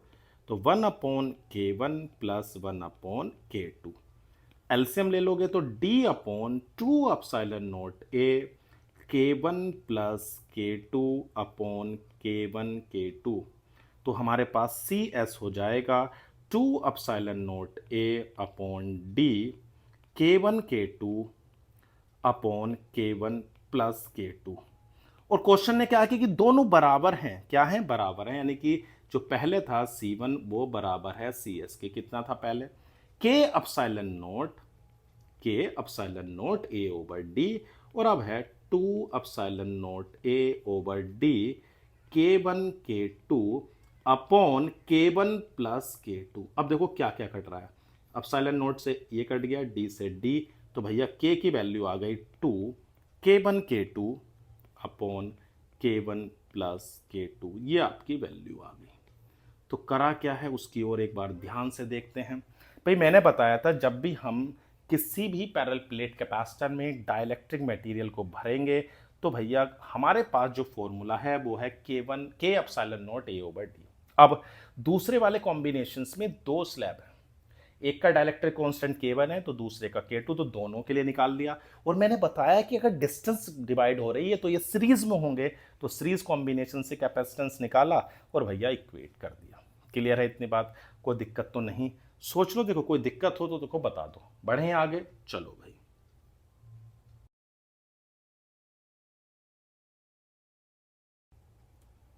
तो बच्चों क्वेश्चन नंबर 45 क्या कह रहा है कि in a parallel plate capacitor with air between the plates each plate has an area 6 into 10 to the power minus 3 meter square and the separation between the plates is 0.3 mm. Calculate the capacitance of the capacitor, यानी कि हमें एक तो area पता है 6 into 10⁻³ metre square और separation भी दिया हुआ है 0.3 mm, तो मीटर में बदल लो तो भैया आ जाएगा 3 इंटू 10⁻⁻4 मीटर। कैपेसिटेंस का फॉर्मूला है C is equal to epsilon naught A over D। Epsilon naught की वैल्यू है 8.85 इंटू 10⁻⁻12, एरिया है 6 इंटू 10⁻³ और डिस्टेंस थी 3 इंटू 10⁻⁻4, तो 3 से तो भैया 6 चला गया, तो सोल्व करके आएगा 17.7 इंटू 10⁻⁻11 फेराड। चलो भाई कैपेसिटेंस तो निकल गया। आगे पार्ट में क्या कह रहा है, if this capacitor is connected to 100 volt supply what would be the charge. ठीक है भाई, Q इज इक्वल टू आप लगा सकते हो CB, Q is equal to CB, तो C तो अभी निकला था 17.7 इंटू 10⁻⁻11 और भैया पोटेंशियल था 100, तो सोल्व होकर आया था 17.7 इंटू 10⁻⁻9 कूलम। सेकेंड पार्ट भी हो गया। आगे बोल रहा how would the charge on plates be affected if 0.3 mm thick mica sheet of K is equal to 6 is inserted between the plates while the voltage supplied remains constant। देखो बच्चों, अगर हम किसी डाइलेक्ट्रिक कांस्टेंट को रखते हैं तो उसकी वजह से कैपेसिटेंस उतने टाइम्स बढ़ जाता है, और उसने क्या बोला है, देखो भाई Q is equal to CV, तो V कांस्टेंट है तो Q is proportional to C। अगर C K टाइम्स बढ़ रहा है तो भैया Q भी तो K टाइम्स बढ़ेगा। अगर C जो है वो K टाइम्स इंक्रीज हो रहा है तो भैया चार्ज भी K टाइम्स बढ़ जाएगा। K दिया हुआ है 6 इंटू 17.7 इंटू 10⁻⁻9, आप करोगे 7 6 हो गया 42 और ये हो गया 6, यानी कि 10.62 इंटू 10⁻⁻8 कूलम। क्लियर है इतनी बात कि अगर हम किसी भी डाइलेक्ट्रिक मटेरियल को रखते हो जिसका डाइलेक्ट्रिक कांस्टेंट K है तो कैपेसिटेंस अगर K टाइम्स बढ़ा है और पोटेंशियल कांस्टेंट है तो भैया चार्ज भी K टाइम्स बढ़ जाएगा। क्लियर है बात, बढ़े आगे, देख लो समझ में आ गया ना, ऐसा नहीं कि समझ में नहीं आया कह रहे हो जी हो रहा है। चलो भाई, कह रहे capacitor is a system of two conductors separated by an insulator. ठीक है, the two conductors have equal and opposite charges with a potential difference between them. The capacitance of a capacitor depends on the geometrical configuration. Okay, the system and also the nature of the insulator separating the two conductors. They are used to store charges like the resistor capacitor can be arranged in series or parallel combination. ठीक है बच्चों, देखो capacitor है क्या कि आप दो conductors को एक इंसुलेटिंग मीडियम से सेपरेट कर रहे हो, हाँ या ना। काम क्या है भैया, चार्ज को स्टोर करना है और उसको भी सीरीज और पैरेलल में जोड़ सकते हैं, एक कॉम्बिनेशंस दिया हुआ है। देखो बच्चों, जब भी आपको ये 5 या 6 कैपेसिटर नजर आए या रजिस्टर नजर आए तो सबसे पहले ना बच्चों आपके दिमाग में व्हीटस्टोन ब्रिज आए, हाँ या ना। अब मैं पॉइंट मान लेता हूँ भैया, इसको पॉइंट में 1 मान लूँ, ठीक है, और इस पॉइंट को मैं 2 मान लेता हूँ। अब देखो ए जो है वो किस किस से जुड़ा हुआ है, एक तो 1 से जुड़ रहा है और एक B से। तो पहले मैंने क्या करा, इस A को 1 से जोड़ दिया एक कैपेसिटेंस से, चलो भाई जोड़ दिया, ये हो गया C। अब 1 से 2 जुड़ा हुआ है, किससे, 1 से 2, ठीक है भाई, और 2 से जुड़ रहा है B, 2 से B, और A से कौन जुड़ रहा है, अब 1 से C भी जुड़ रहा है। 1 से अगर मैं इधर A मान लेता हूँ और इस एंड पर B मान लेता हूँ तो इस एंड पर 2 मान लिया, सही है ना। तो 1 और 2 के बीच में भी तो एक कैपेसिटर है, ठीक है, 2 हो गए, और A और सॉरी किसके, हाँ A के और 2 के बीच में भी एक कैपेसिटर है, हो गया। 1 और B के बीच में भी एक कैपेसिटर है, देखो जोड़ दिया, और भैया 2 और B के बीच में भी एक कैपेसिटर है, और एक कैपेसिटर ये है, ठीक, ये आपके पास। अब देखो बच्चों, अगर हमने पढ़ा था ये सब CC हैं, सबका C C C C और C, हमने पढ़ा था कि अगर इसका और इसका रेशियो इसके और इसके रेशियो के इक्वल है, तो ये जो बीच वाला होता है ये काम का नहीं होता, हटा देते हैं। याद आ रहा है ना कि अगर इन दोनों का रेशियो किसका, सी और सी का रेशियो कितना है 1, सी और सी का रेशियो 1 है, तो हम बीच वाले को हटा देंगे। तो भैया किस कैसा नजर आएगा, देखो अभी मैं बताता हूं कैसा दिखाई देता। तो ये कुछ ऐसा आपको दिखेगा, इस तरह से ये आपके पास, ठीक है ना, बीच वाला हटा दिया, ये आपका ए हो गया, इधर आपका बी, और इसके बीच में भी एक कैपेसिटेंस है।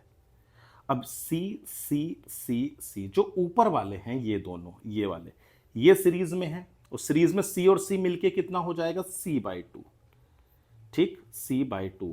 और जो ये नीचे वाले हैं ये भी तो भैया सीरीज में है, तो ये मिलके क्या हो जाएंगे, C/2, क्या हो गए, C/2, हाँ या ना, कुछ ऐसा हो गया, ये ए ये बी और ये C/2, और C/2 कितना हो जाएगा, C।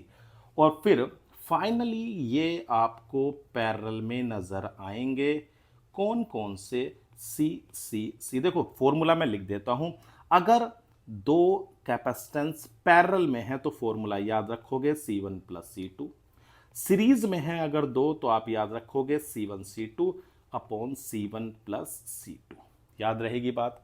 तो कैपेसिटेंस तो निकल गया, टोटल कैपेसिटेंस आ गया प्यारे बच्चों 2C, हाँ या ना, क्लियर है ना। देखो सीरीज में C और C मिलके कितने होते हैं, C/2, और पैरेलल में C और C मिलके होते हैं 2C। चलो भाई इक्विवेलेंट कैपेसिटेंस तो निकल गया, आगे बढ़ते हैं। क्या कह रहा है सेकंड पार्ट, कि dielectric slab is inserted between the plates of A parallel plate capacitor, the electric field between the plates decrease, explain.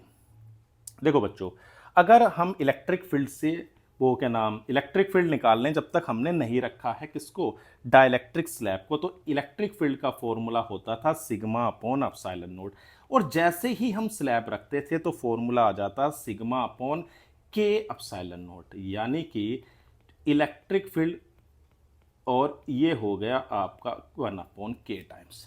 तो बात क्लियर है कि इलेक्ट्रिक फील्ड क्या हो जाता है, घट जाता है अगर हम स्लैब इंसर्ट कर रहे हैं। तो इतनी बात भी क्लियर होगी। अब देखो आगे क्या कहता है, कह रहा है capacitor A of capacitance C, ठीक है, having charge Q is connected across another uncharged capacitor B of capacitance 2C।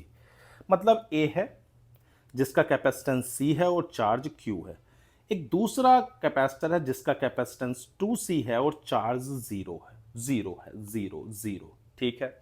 अब उसने बोला है find the expression for potential difference, ठीक है भाई। देखो अगर दोनों को जोड़ते हैं तो प्यारे बच्चों पोटेंशियल सेम होता है, और कॉमन पोटेंशियल का फॉर्मूला तो बताओ ना, बताओ जल्दी से, कॉमन पोटेंशियल का फॉर्मूला कौन बताएगा। तो देखो भाई कॉमन पोटेंशियल का फॉर्मूला था C1V1 + C2V2 upon C1 + C2, हाँ या ना। तो ये आ जाएगा तुम्हारा, हो गया C कितना है, V कितना है, तो भाई C1V1 यानी कि Q + 0, क्योंकि Q = CV होता है ना, Q = CV याद रखना, तो इसकी जगह हम ये रख सकते हैं, अपॉन कितना आ जाएगा C + 2C, तो ये आ गया Q/3C, पोटेंशियल क्या आ गया, Q/3C। कोई दिक्कत तो नहीं, कॉमन पोटेंशियल का फॉर्मूला याद रहेगा आपको। अब ये कह रहा है कि charge lost by the capacitor.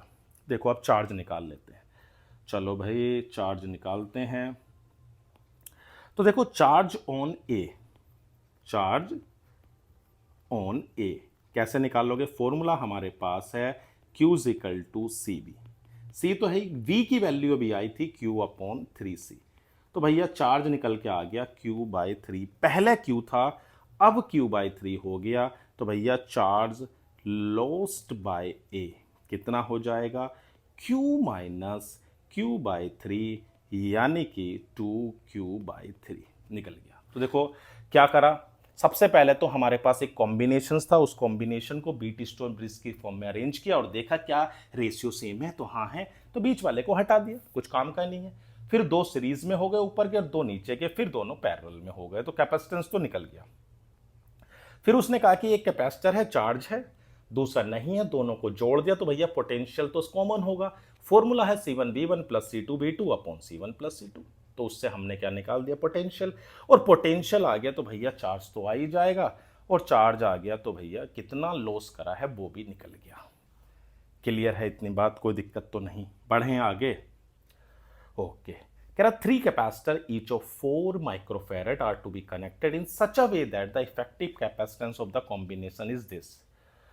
Okay, देखो बच्चों एक बात तो कंफर्म है कि अगर मैं चारों को किस में जोड़ दूं, सीरीज में, चारों को थोड़ी देर के लिए मान लो, देखो चारों को सीरीज में जोड़ दूं, सॉरी तीनों को, 4 माइक्रोफैरड के हैं और मैं तीनों को सीरीज में जोड़ रहा हूं, तो इसका मतलब जो टोटल कैपेसिटेंस आएगा ना वो भैया कम ही होगा 4 से। तो कितना होगा, 1/4, 1/4 और 1/4। तो आंसर हो जाएगा 4/3 माइक्रोफैरड। ये तो होगा नहीं। और अगर मैं तीनों को पैरेलल में जोड़ दूं, तीनों को पैरेलल में, तो ये इन तीनों से बड़ा हो जाएगा भैया। ये 4 था, ये 4 था और ये 4 था, तो 4 4 4 हो जाएगा 12। तो भैया ये भी नहीं है। अब आती है कि क्या अगर मैं 2 को तो भैया जोड़ देता हूं सीरीज में और एक को जोड़ देता हूं पैरेलल में, हाँ या ना? क्योंकि भाई देखो तीनों ना तो सीरीज में है ना तीनों पैरेलल में। तो मैंने 2 को जोड़ा तो देखो ये दोनों 4 4 मिलके क्या देंगे, 2। कैसे? अभी फॉर्मूला था 4 × 4 यानी C1 C2 upon C1 plus C2। तो 4 × 4 तो 16 डिवाइड बाई 8, 2 आ गया। और ये 4 है तो भैया आ गया ना, 4 और 2 मिलके कितना हो गया, C। 4 + 2 हो गया 6 माइक्रोफैरड। यानी 2 को तो सीरीज में जोड़ना है और एक को पैरेलल में, तभी बैठेगा भैया फिट। यानी कि सी वाला पार्ट सही है। क्लियर? तब भी ऐसे देखो ना कि अगर ऐसा हो कि आपको जो दिया हुआ है उससे ज्यादा लाना है, अगर उससे कम लाना है तो समझ लो वो सब सीरीज में है, और मैक्सिमम वैल्यू लानी है यानी कि वो तीनों के तीनों पैरेलल में है। अगर दोनों कहीं बीच में है तो भैया वो सीरीज और पैरेलल दोनों में ही होंगे। ठीक है ना, पक्का? चलो भाई। ओके, क्या कहता है, a variable capacitor is connected to 200 volt battery, ठीक है। The capacitance is change from 2 microfarad to x microfarad, the decrease in energy of the capacitor. देखो बच्चों हमें दिया हुआ क्या है भाई, V दिया हुआ है 200 वोल्ट, बहुत अच्छी बात है। C1 दिया हुआ है 2 माइक्रोफैरड और C2 दिया हुआ है x माइक्रोफैरड, बहुत अच्छी बात। और डिक्रीज इन एनर्जी दी हुई है भैया 2 × 10⁻⁻² जूल। तो भैया फॉर्मूला लगाते हैं डेल्टा यू, कितना डिक्रीज हुआ, तो हाफ, पोटेंशियल तो सेम ही है, हाफ C1V² माइनस के हाफ C2V²। ठीक, तो ये हो गया 2 × 10⁻², हाफ कॉमन लो, V² भी कॉमन ले लो भैया, 200 × 200। अंदर बचेगा C1 यानी कि 2 × 10⁻⁻6 और भैया x × 10⁻⁻6। क्लियर इतनी बात? अब देखो 200 इससे गया ये कितनी बार, 100, तो आ गया 2 × 10⁻², 2 × 10 हो गया 4, इसमें से भी 10⁻⁻6 कॉमन ले लो तो आएगा 2 - x। अब देखो ये पावर तो चली गई और 2 से चला गया 1, तो 2 - x = 1, तो भैया x आ गया 2 - 1 यानी कि 1। तो x की वैल्यू क्या है, तो भैया 1 है। बात क्लियर है? कुछ नहीं था, सिंपल हमने एनर्जी का फॉर्मूला याद रखा, हाफ CV²। कितना लॉस हो रहा है तो भैया वो रखा, और लॉस का है तो बस आपके पास गिवन था हाफ CV², फॉर्मूला लगाया, खत्म हो गया। कोई दिक्कत तो नहीं है, पक्का? चलो भाई आगे बढ़ते हैं। Calculate the potential difference and the energy stored in the capacitor C2 in the circuit shown in figure. Okay, potential दिया हुआ है 90 वोल्ट और 3 कैपेसिटर दिए हैं, तीनों के तीनों सीरीज में है। तो ऐसे समझ लो ये आपका 1, ये आपका 2 और ये आपका 3, और यहां लगा दी एक बैटरी 90। ये 90 वोल्ट है, ये भैया आपका 20 है, ये आपका 30 है और ये आपका 15। तो पहला काम तो वह है कि भाई कैपेसिटेंस निकालेंगे। फॉर्मूला C इक्विवेलेंट 1/C1 प्यारे बच्चों, 1/C2 और 1/C3। ठीक है भाई, रखते हैं 1/20, 1/30 और 1/15। तो C इक्विवेलेंट हो गया, देखो एलसीएम तो 60 हो जाएगा, 20 से 3 और ये 2 और ये 4, तो 4 और 2 6 और 3 9। तो C इक्विवेलेंट हो गया 60 डिवाइड बाय 9 माइक्रोफैरड। कोई दिक्कत भाई, एक C इक्विवेलेंट तो निकल गया। ठीक है भाई, अब चार्ज निकाल लेते हैं Q इजिकल टू CV से। चलो भाई चार्ज निकालते हैं, Q is equal to CV। C यानी कि C equivalent 60/9 10 to the power, micro था तो -6 इंटू 90। तो भैया आ जाएगा 6 इंटू 10 टू डी पावर कितना आ जाएगा ये -4, या आप इसको 600 माइक्रोकूलम भी लिख सकते हैं। ठीक है, अब और दोनों पर चार्ज सेम ही रहेगा क्योंकि सीरीज में है, सब पे चार्ज क्या रहेगा, charge on each capacitor is same as they are connected in series. Series में है तो चार्ज सेम है। अब क्या कह रहा है कि potential, calculator potential difference and energy, potential difference निकालते हैं। पोटेंशियल निकालना है तो भैया Q इजिकल टू CV लगा दो, C2V2 लगा दो, तो भैया आ जाएगा चार्ज हमें पता है 600 इंटू 10 की पावर -6। निकालना किस पर है भैया, 30 पर निकालना है ना, C2 पर, हाँ C2 तो 30 ही है, 30 30 इंटू 10 की पावर -6, 0 से 0, तो आंसर आ गया 20 वोल्ट। रही बात एनर्जी की तो भैया U is equal to half CV² लगा दो, हाँ या ना, हाफ C आपके पास हो गया भैया 30 इंटू 10 की पावर -6 और भैया 20 का स्क्वायर। तो सोल्व कर लो भैया, हाफ इंटू 30 10 की पावर -6 इंटू 400, 2 से काट दिया तो हो गया 200, तो आ जाएगा 2 इंटू 3 6 इंटू 10 की पावर -3 जूल। निकल गई एनर्जी भी।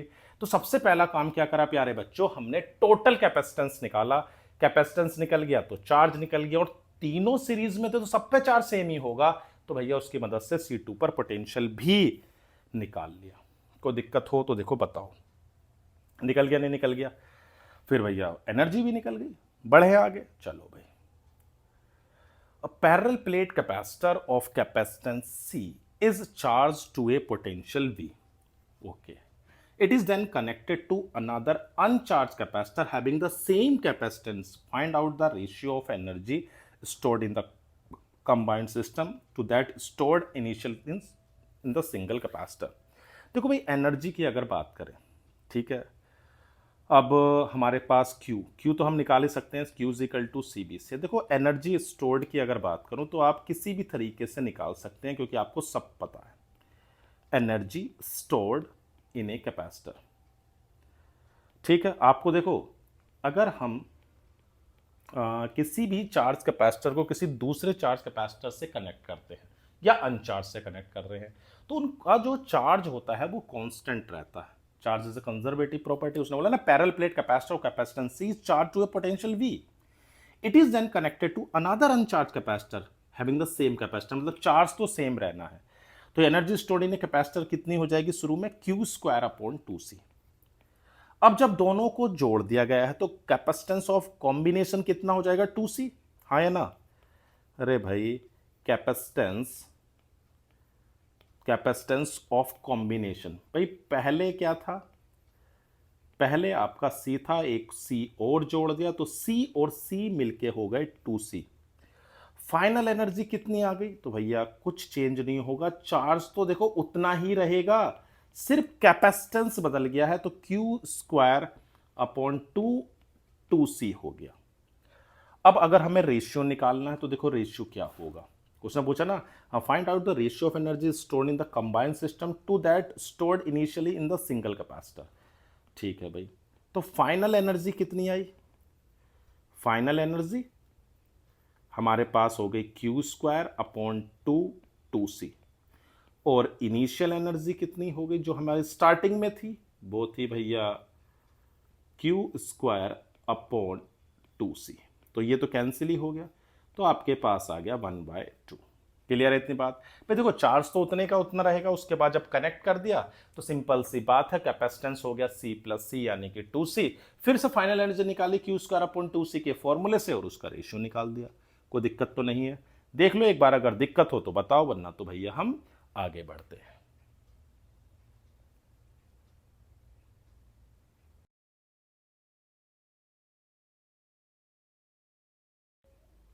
तो बच्चों क्वेश्चन नंबर 51 क्या कह रहा है, चलो देखते हैं।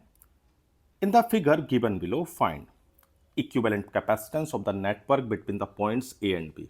ओहो, इक्विवेलेंट कैपेसिटेंस निकालना। लेकिन बच्चों ध्यान से देखो, अगर आप C1 C2 को देखो तो क्या कर रहे हैं, एक वायर से जोड़ दिया गया है, लो रेजिस्टेंस वायर से। यानी कि कभी भी कंडक्टर्स के अक्रॉस एक लो रेजिस्टेंस वायर जोड़ते हैं तो मैक्सिमम करंट उसी रास्ते से चली जाती है। जैसे आप समझो कि आपको दो चॉइस दी जाए। पहली चॉइस कि भाई आपको एक ऐसा रास्ता दिया गया जिसमें बहुत कठिनाइयां हैं, बहुत दिक्कतें हैं, और एक ऐसा कि जिसमें कुछ नहीं है, आपका स्वागत करा जा रहा है, आपको बहुत चीज़ें प्रोवाइड की, आप बिल्कुल मेहनत नहीं आपको करनी पड़ेगी। तो सिंपल सी बात, तो आप तो उसी रास्ते से जाएंगे जिसमें आपको कम या बिल्कुल भी कठिनाइयां ना हो। करंट का भी यही रूल है, करंट भी उसी रास्ते से जाना चाहती है जहां पर उसे कम से कम रेजिस्टेंस मिले। तो सारी करंट या सारा चार्ज इसी से चला जाता है। तो यानी कि जो कैपेसिटेंस है इनका C1 और C2 का या C4 और C5 का जीरो होगा, क्योंकि ये शॉर्ट सर्किट है।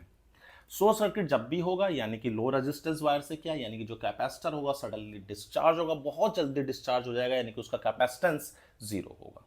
क्लियर है बात? यानी जो भी अब कैपेसिटेंस है ना बच्चों, वो इस C3 की वजह से है, हाँ या ना? तो अगर मैं C इक्विवेलेंट कैपेसिटेंस निकालूंगा तो वो C3 होगा, और C3 है भैया 2 माइक्रोफैरड। इसमें तो कोई रात नहीं। चलो भाई, अब क्या पूछता आगे, कह रहा maximum charge supplied the battery. Okay, देखो बच्चों आपके पास Q इज इक्वल टू होता है CB। ठीक है भाई, C की वैल्यू हमारे पास है 2 इंटू 10⁻⁻6 और वोल्टेज है 5। तो कितना आ गया, 10 इंटू 10⁻⁻6 कूलम। चलो भाई, चार्ज भी आ गया 10 इंटू 10⁻⁻6। अब क्या पूछता है, एनर्जी। एनर्जी का फॉर्मूला आपने पढ़ा है, हाफ CV²। C हमारे पास है कितनी है, 2 माइक्रोफैरड। C कितना था, 2 माइक्रोफैरड था, और हमारे पास वोल्टेज है 5, तो ये हो जाएगा 5 का स्क्वायर, तो ये 2 से 2 तो कट गया, तो ये आ गया 25 इंटू 10⁻⁻6 जूल। ये आ गया। इसमें तो कोई दिक्कत नहीं है, तीनों चीज़ें निकल गई भाई, एनर्जी भी निकल गई, चार्ज भी निकल गया, और कैपेसिटेंस भी निकल गया। क्लियर है बात? इतनी याद रखोगे, शॉर्ट सर्किट होते ही आप कैपेसिटेंस को क्या लोगे, जीरो लोगे ही नहीं, उसको कंसिडर ही मत करना। चलो भाई आगे बढ़ते हैं। क्या कह रहा है question, find the equivalent capacitance between A and be in the combination given below, each capacitor is of 2 microfarad capacitance. Okay, अब देखो बच्चों, पहले इसको थोड़ा सा रीअरेंज करते हैं। आपको P और S नजर आ रहे हैं, उन दोनों का जो भी पोटेंशियल होगा वो सेम होगा, तो P और S को एक साथ लो, एक ही पॉइंट मान लो कि एक ही वायर से जुड़े, और R और T को एक ले लो। बात समझ में आ रही क्यों, क्योंकि सेम वायर से जुड़े हुए हैं। अब देखो A और P के बीच में एक कैपेसिटर है, हाँ या ना? चलो भाई, C1 है। P और R के बीच में एक कैपेसिटर जुड़ा हुआ है, हाँ भाई जोड़ दो, वो हो गया आपका C2। फिर आपके पास R और S के बीच में भी एक जुड़ा हुआ है, जोड़ दो भैया, C3। और S और T के बीच में भी एक कैपेसिटर जुड़ा हुआ है भैया, जोड़ दो, वो हो गया C2 C3 और C4। और अब कौन बच गया भैया, C5, ये हो गया C5। ये जो आपके तीनों कैपेसिटर हैं, ये वाले तीनों कैपेसिटर, ये किस में है, तो भैया ये पैरेलल में है, तो पहले इन्हें ही निकाल लेते हैं। तो C पैरेलल क्या हो जाएगा, तो भैया पैरेलल का तो फॉर्मूला हमें याद है, तीनों सिंपल ऐड हो जाते हैं, तो भैया 2 + 2 और +2, ये आ जाएगा 6 माइक्रोफैरड। क्लियर? अब बाकी के जो तीन बचे वो देखो किस में होंगे, एक तो C1 बच गया, जो अभी हमने C पैरेलल निकाला था वो है, C1 है, और लास्ट हमारा C5 है। अब ये किस में है प्यारे बच्चों, तो भैया ये सीरीज में है, तो C इक्विवेलेंट हो जाएगा C1 यानी कि 1/2, Cp यानी 1/6 और C5 1/2। तो C इक्विवेलेंट हो गया, अगर हम एलसीएम लें 6 तो हो जाएगा 3 + 1 + 3 यानी कि 7/6, यानी कि C इक्विवेलेंट आ गया 6/7 यानी कि 0.86 माइक्रोफैरड। तो C इक्विवेलेंट भी निकल गया। आगे क्या पूछा है, if a DC source of 7 volt is connected across AB, how much charge is drawn from the source and what is the energy stored। तो देखो हमारे पास फॉर्मूला क्या है, तो भैया Q = CB और C हमारा है 0.86 और V हमारे पास कितनी वोल्ट की बैटरी है, तो भैया 7। तो ये आ जाएगा आपका, चाहो तो देखो इसको अगर करेंगे तो ऐसा करो, डिवाइड करो ही मत ना, फ्रैक्शन में ही लिख लो। देखो उससे क्या होगा ना, आसान पड़ेगा, कट जाएंगे ना चीज़ें। सी इक्विवेलेंट को मैं 6/7 ही लिख रहा हूँ, 7 से 7 कैंसिल, तो 6 ही आ जाएगा, 6 माइक्रो कूलम आ गया। अब हमसे एनर्जी पूछी है, भैया एनर्जी का फॉर्मूला क्या होता है, तो हाफ Q × V। Q की वैल्यू कितनी है भैया, 6 है, इसकी वैल्यू कितनी है, तो 7 है, 2 3 तो ये आ जाएगा 21 माइक्रो, कितना आ जाएगा, तो भाई हमारे पास तो माइक्रो में आएगा क्योंकि चार्ज हमारा माइक्रो में है, तो ये माइक्रो जूल आ जाएगा। क्लियर है इतनी बात भाई, 6 माइक्रो कूलम चार्ज था, तो भाई एनर्जी कितनी आएगी, 21 माइक्रो जूल। कोई दिक्कत हो देखो बताओ, क्लियर है इतनी बात, पक्का। चलो आगे बढ़े, तो करा क्या, वो तो समझ में आ गया ना कि सबसे पहले थोड़ा सा रीअरेंज किया, रीअरेंज करने के बाद उसका हमने कैपेसिटेंस निकाला, कैपेसिटेंस निकल गया तो चार्ज निकल गया, और चार्ज मिल गया तो उसका एनर्जी भी मिल गई। पक्का, बढ़े आगे, चलो भाई। ए 12 पिकोफैरेड कैपेसिटर, ठीक है, is connected to a 50 volt battery. Okay, how much electrostatic energy stored in the capacitor, मतलब एक 12 पिकोफैरेड, ओके, ये जुड़ा हुआ है, किससे जुड़ा हुआ है, तो भैया एक बैटरी से जुड़ा हुआ है, और वो बैटरी 50 वोल्ट की है। बहुत अच्छी बात, एनर्जी पूछी है, ठीक है भाई। एनर्जी का फॉर्मूला होता है हाफ CV², तो 1/2। ओके, कैपेसिटेंस कितना है प्यारे बच्चों, 12 इंटू 10⁻⁻12 और भैया 50 का स्क्वायर, तो 2 से कितना हो गया, 6, तो 6 इंटू 10⁻⁻12 और 50 का हो जाएगा भैया 2500। ठीक है भाई, और अगर इसको सिंप्लीफाई करें तो भैया 25 इंटू 6 कितना होता है, 150, यानी 150 इंटू 10⁻, कितने जीरो हो जाएंगे भाई, 150 तो ये हो गए, हाँ, -12, तो 1 2 3 यानी कि 1.5 इंटू 10⁻⁻8 जूल, ये हमारे पास आ गया। बात समझ में आ रही ना प्यारे बच्चों, कि भाई हमारे पास कैपेसिटर गिवन था, हमारे पास बैटरी यानी पोटेंशियल गिवन है, तो हमने पहले उससे क्या निकाल दी, एनर्जी। आगे बढ़ते हैं, if another capacitor of 6 picofarad is connected in series with it with the same battery connected across the combination, find the charge stored and potential difference across each capacitor। ठीक है भाई, करा क्या गया है कि अब इसके अक्रॉस एक और किसको जोड़ दिया गया है, तो भैया जोड़ दिया गया है, ये हो जाएगा 12 पिकोफैरेड और ये है 6 पिकोफैरेड। दोनों किस में है, सीरीज में है, तो पहले इन्हीं का टोटल कैपेसिटेंस अगर मैं निकालूं तो कितना होगा, 12 इंटू 6 अपॉन 12 + 6, तो 72/18 यानी कि 4 पिकोफैरेड हो गया। ठीक है, बैटरी तो वही है, कितने की थी भैया बैटरी, 50 वोल्ट की। ओके, चलो भाई चार्ज निकाल लेते हैं। Q = क्या होता है, CV। C हमारे पास है 4 पिको, पिको मतलब 10⁻⁻12 इंटू 50, तो ये आ जाएगा 200 इंटू 10⁻⁻12 कूलम। तो चार्ज तो देखो आ गया। अब उसने पूछा था क्या कि भाई find the charge stored and potential difference across each capacitor. देखो जब भी कोई सीरीज में जुड़ा होता है तो चार्ज तो सेम होता है, तो पोटेंशियल तो आप निकाल ही सकते हो। कैसे निकालोगे भाई, Q = CB, तो भैया V = Q/C1, तो हम निकाल रहे हैं पोटेंशियल डिफरेंस अक्रॉस 12 पिकोफैरेड। तो देखो कितना हो जाएगा, ये आ जाएगा आपके पास Q/C1 मान लेते हैं इसको, तो आ जाएगा 200 इंटू 10⁻⁻12 चार्ज है और C1 हो गया 12 इंटू 10⁻⁻12। पी को हो गया तो इससे ये कैंसिल, तो ये आ गया आपके पास 100 और ये हो गया 6 यानी कि 3 और ये 50। तो सोल्व करोगे तो 16.67 वोल्ट।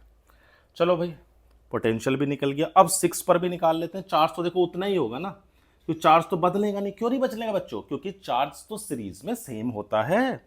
तो potential difference across 6 picofarad is Q upon C2। Q की वैल्यू कितनी है? 200 इंटू 10⁻⁻12 और C हो गया 6 इंटू 10⁻⁻12। ये कैंसिल, ये हो गया 100 और ये हो गया 3, तो ये आ जाएगा 33.33 वोल्ट। बात समझ में आ गई? देखो करा क्या है, सबसे पहले तो हमारे पास एक कैपेसिटर था 12 पिको फैरेड का था और उसमें हमने एक बैटरी थी जो 50 वोल्ट की थी। उससे पहले हमने एनर्जी को निकाला। जब एनर्जी निकल गई फिर उसने कहा कि 6 पिको फैरेड का कैपेसिटर है, उसको उसके साथ सीरीज में जोड़ दिया गया है और फिर से उस पर चार्ज और पोटेंशियल निकाल दिया। कोई दिक्कत हो तो देखो बताओ। बढ़ें आगे, चलो भाई।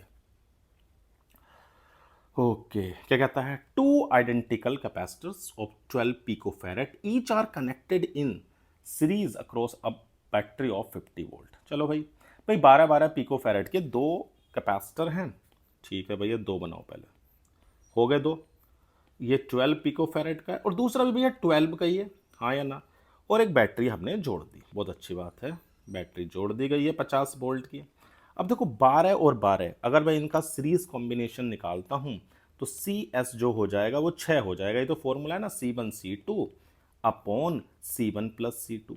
अगर आप सोल्व करोगे तो 12 इंटू 12 अपॉन 24, तो भैया 12 से ये गया और 2 से 6, तो आ गया 6 पिको फैरेड।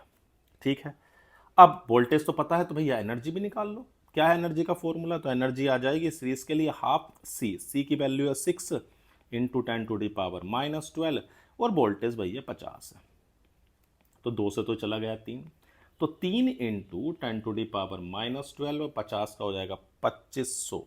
ठीक है, तो भैया 25 यानी कि 75 7.5 इंटू 10⁻⁻9 जूल। चलो भाई आ गया, आगे बढ़ो। If these were connected in parallel across the same battery how much energy will be stored in the combination. देखो भाई, अब इसको किस में जोड़ दिया गया है? अब जोड़ा गया है इसको पैरेलल में। और आपको पता ही है कि भैया पैरेलल के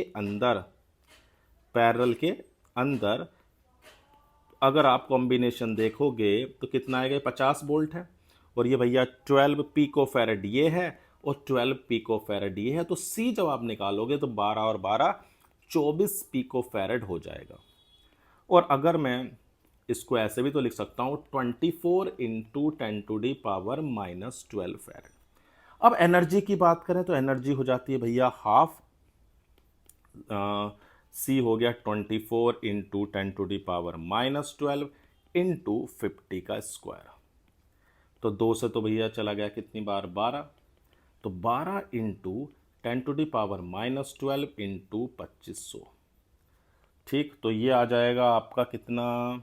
25 तो 30 इंटू 10⁻⁻9 जूल। चलो भाई, ये तो निकल गया। अब आगे क्या पूछता है कि also find the charge drawn from the battery in each case. Charge, देखो भैया चार्ज की अगर बात करें, चार्ज होता है Q is equal to C into V. C हमें पता है, पहले केस का कितना था भैया चार्ज? बताओ, वो क्या नाम? C 6 था, 6 इंटू 10⁻⁻12 इंटू 50, तो सीधा सीधा 300 इंटू 10⁻⁻12 कूलम आ गया।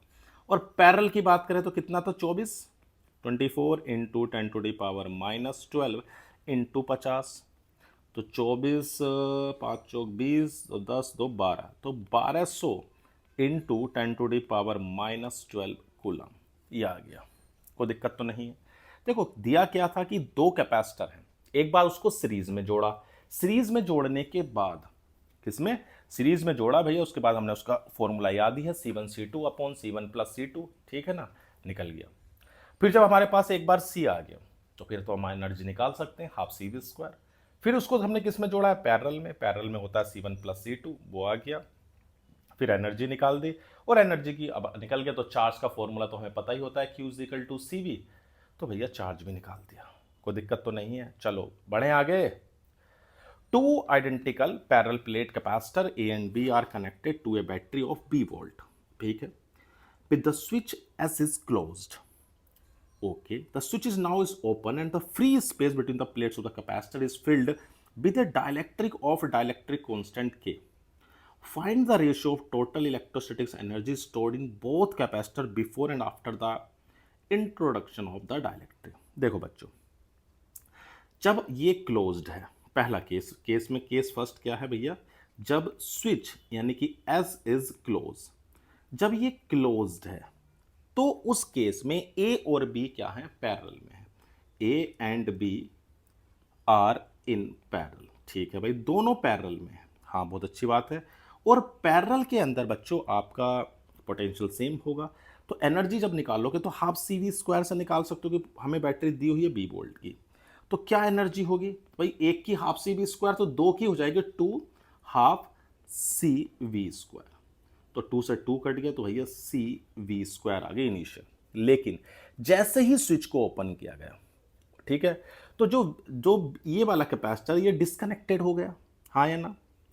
अब ध्यान रखना, अगर किसी चीज को हम बैटरी से कनेक्ट करने के बाद हटा देते हैं तो अब इसका जो चार्ज होगा ना प्यारे बच्चों वो कांस्टेंट रहेगा, लेकिन जो दूसरा वाला है उसका पोटेंशियल कांस्टेंट होगा।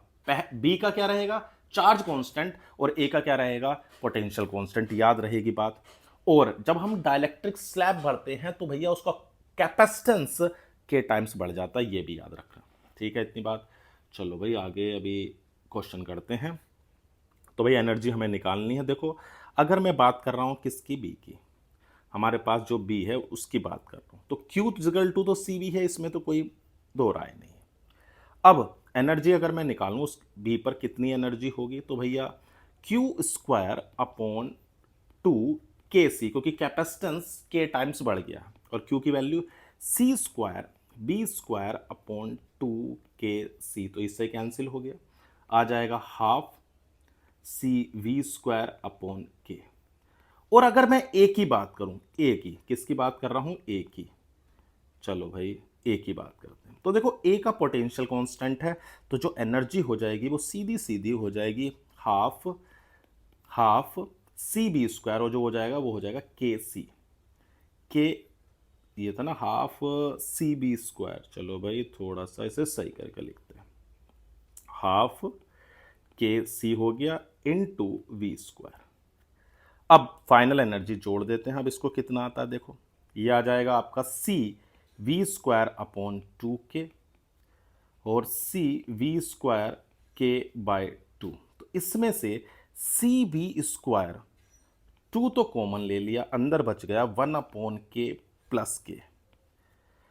अब हमें इसका रेशियो निकालना है, U इनिशियल और U फाइनल। U इनिशियल कितनी थी भैया, CV स्क्वायर, ठीक, ये हो गई CV square upon 2K plus 1/K। CV square से CV स्क्वायर कैंसिल, यहाँ पर जब आप एलसीएम लोगे तो आएगा 2K over K square plus 1। तो ये हमारी क्या आ गई, दोनों एनर्जी का रेशियो आ गया, इसमें कोई दिक्कत तो नहीं है, पक्का। देखो करा क्या, ये चीज ध्यान रखना, जब स्विच क्लोज है तो ए और बी दोनों पैरेलल में है, सेम एनर्जी होगी half CV square half CV square, ठीक। लेकिन जैसे ही मैंने एस को ओपन किया तो बी तो डिस्कनेक्ट हो गया, यानी कि अब उस पर जो चार्ज हम दे गए हैं ना, तो वो चार्ज वही रहेगा, कांस्टेंट चार्ज नहीं बदलेगा, ठीक है। लेकिन उसने बोला है कि डाइलेक्ट्रिक स्लैब इंसर्ट करिए तो कैपेसिटेंस तो K टाइम्स बढ़ जाएगा, लेकिन ए कनेक्टेड है तो उसका पोटेंशियल कांस्टेंट रहेगा। तो मैंने बी के लिए लगा दिया एनर्जी और ए के लिए निकाल दी। तो भैया बी में हो गई हमारे पास होती है formula Q square over 2C, उस कैपेसिटेंस बढ़ गया है K टाइम्स, ये ध्यान रखना, कैपेसिटेंस K टाइम्स दोनों का बढ़ा है, और Q की जगह CB रख दिया तो C स्क्वायर B स्क्वायर, तो ये आ गया। दूसरे वाले का तो सिंपल हाफ CV स्क्वायर था, K टाइम्स वो बढ़ गया था, तो हमने फाइनल एनर्जी निकाल दी और दोनों का रेशियो निकाल दिया। कोई दिक्कत तो नहीं है बच्चों। देखो आप अगर ध्यान से क्वेश्चंस करोगे तो इतने ज़्यादा टिपिकल नहीं है, हो जाएंगे, लेकिन प्रैक्टिस ऐसा नहीं है कि आप बिना एक बार करें तो बस हो जाएंगे। देखो, अगर आप बार बार अभ्यास करोगे तो बिल्कुल ऐसा होगा कि आपको लगेगा क्वेश्चन देखते ही आपका आंसर आएगा। ठीक है ना बच्चों, चलो बढ़ते हैं।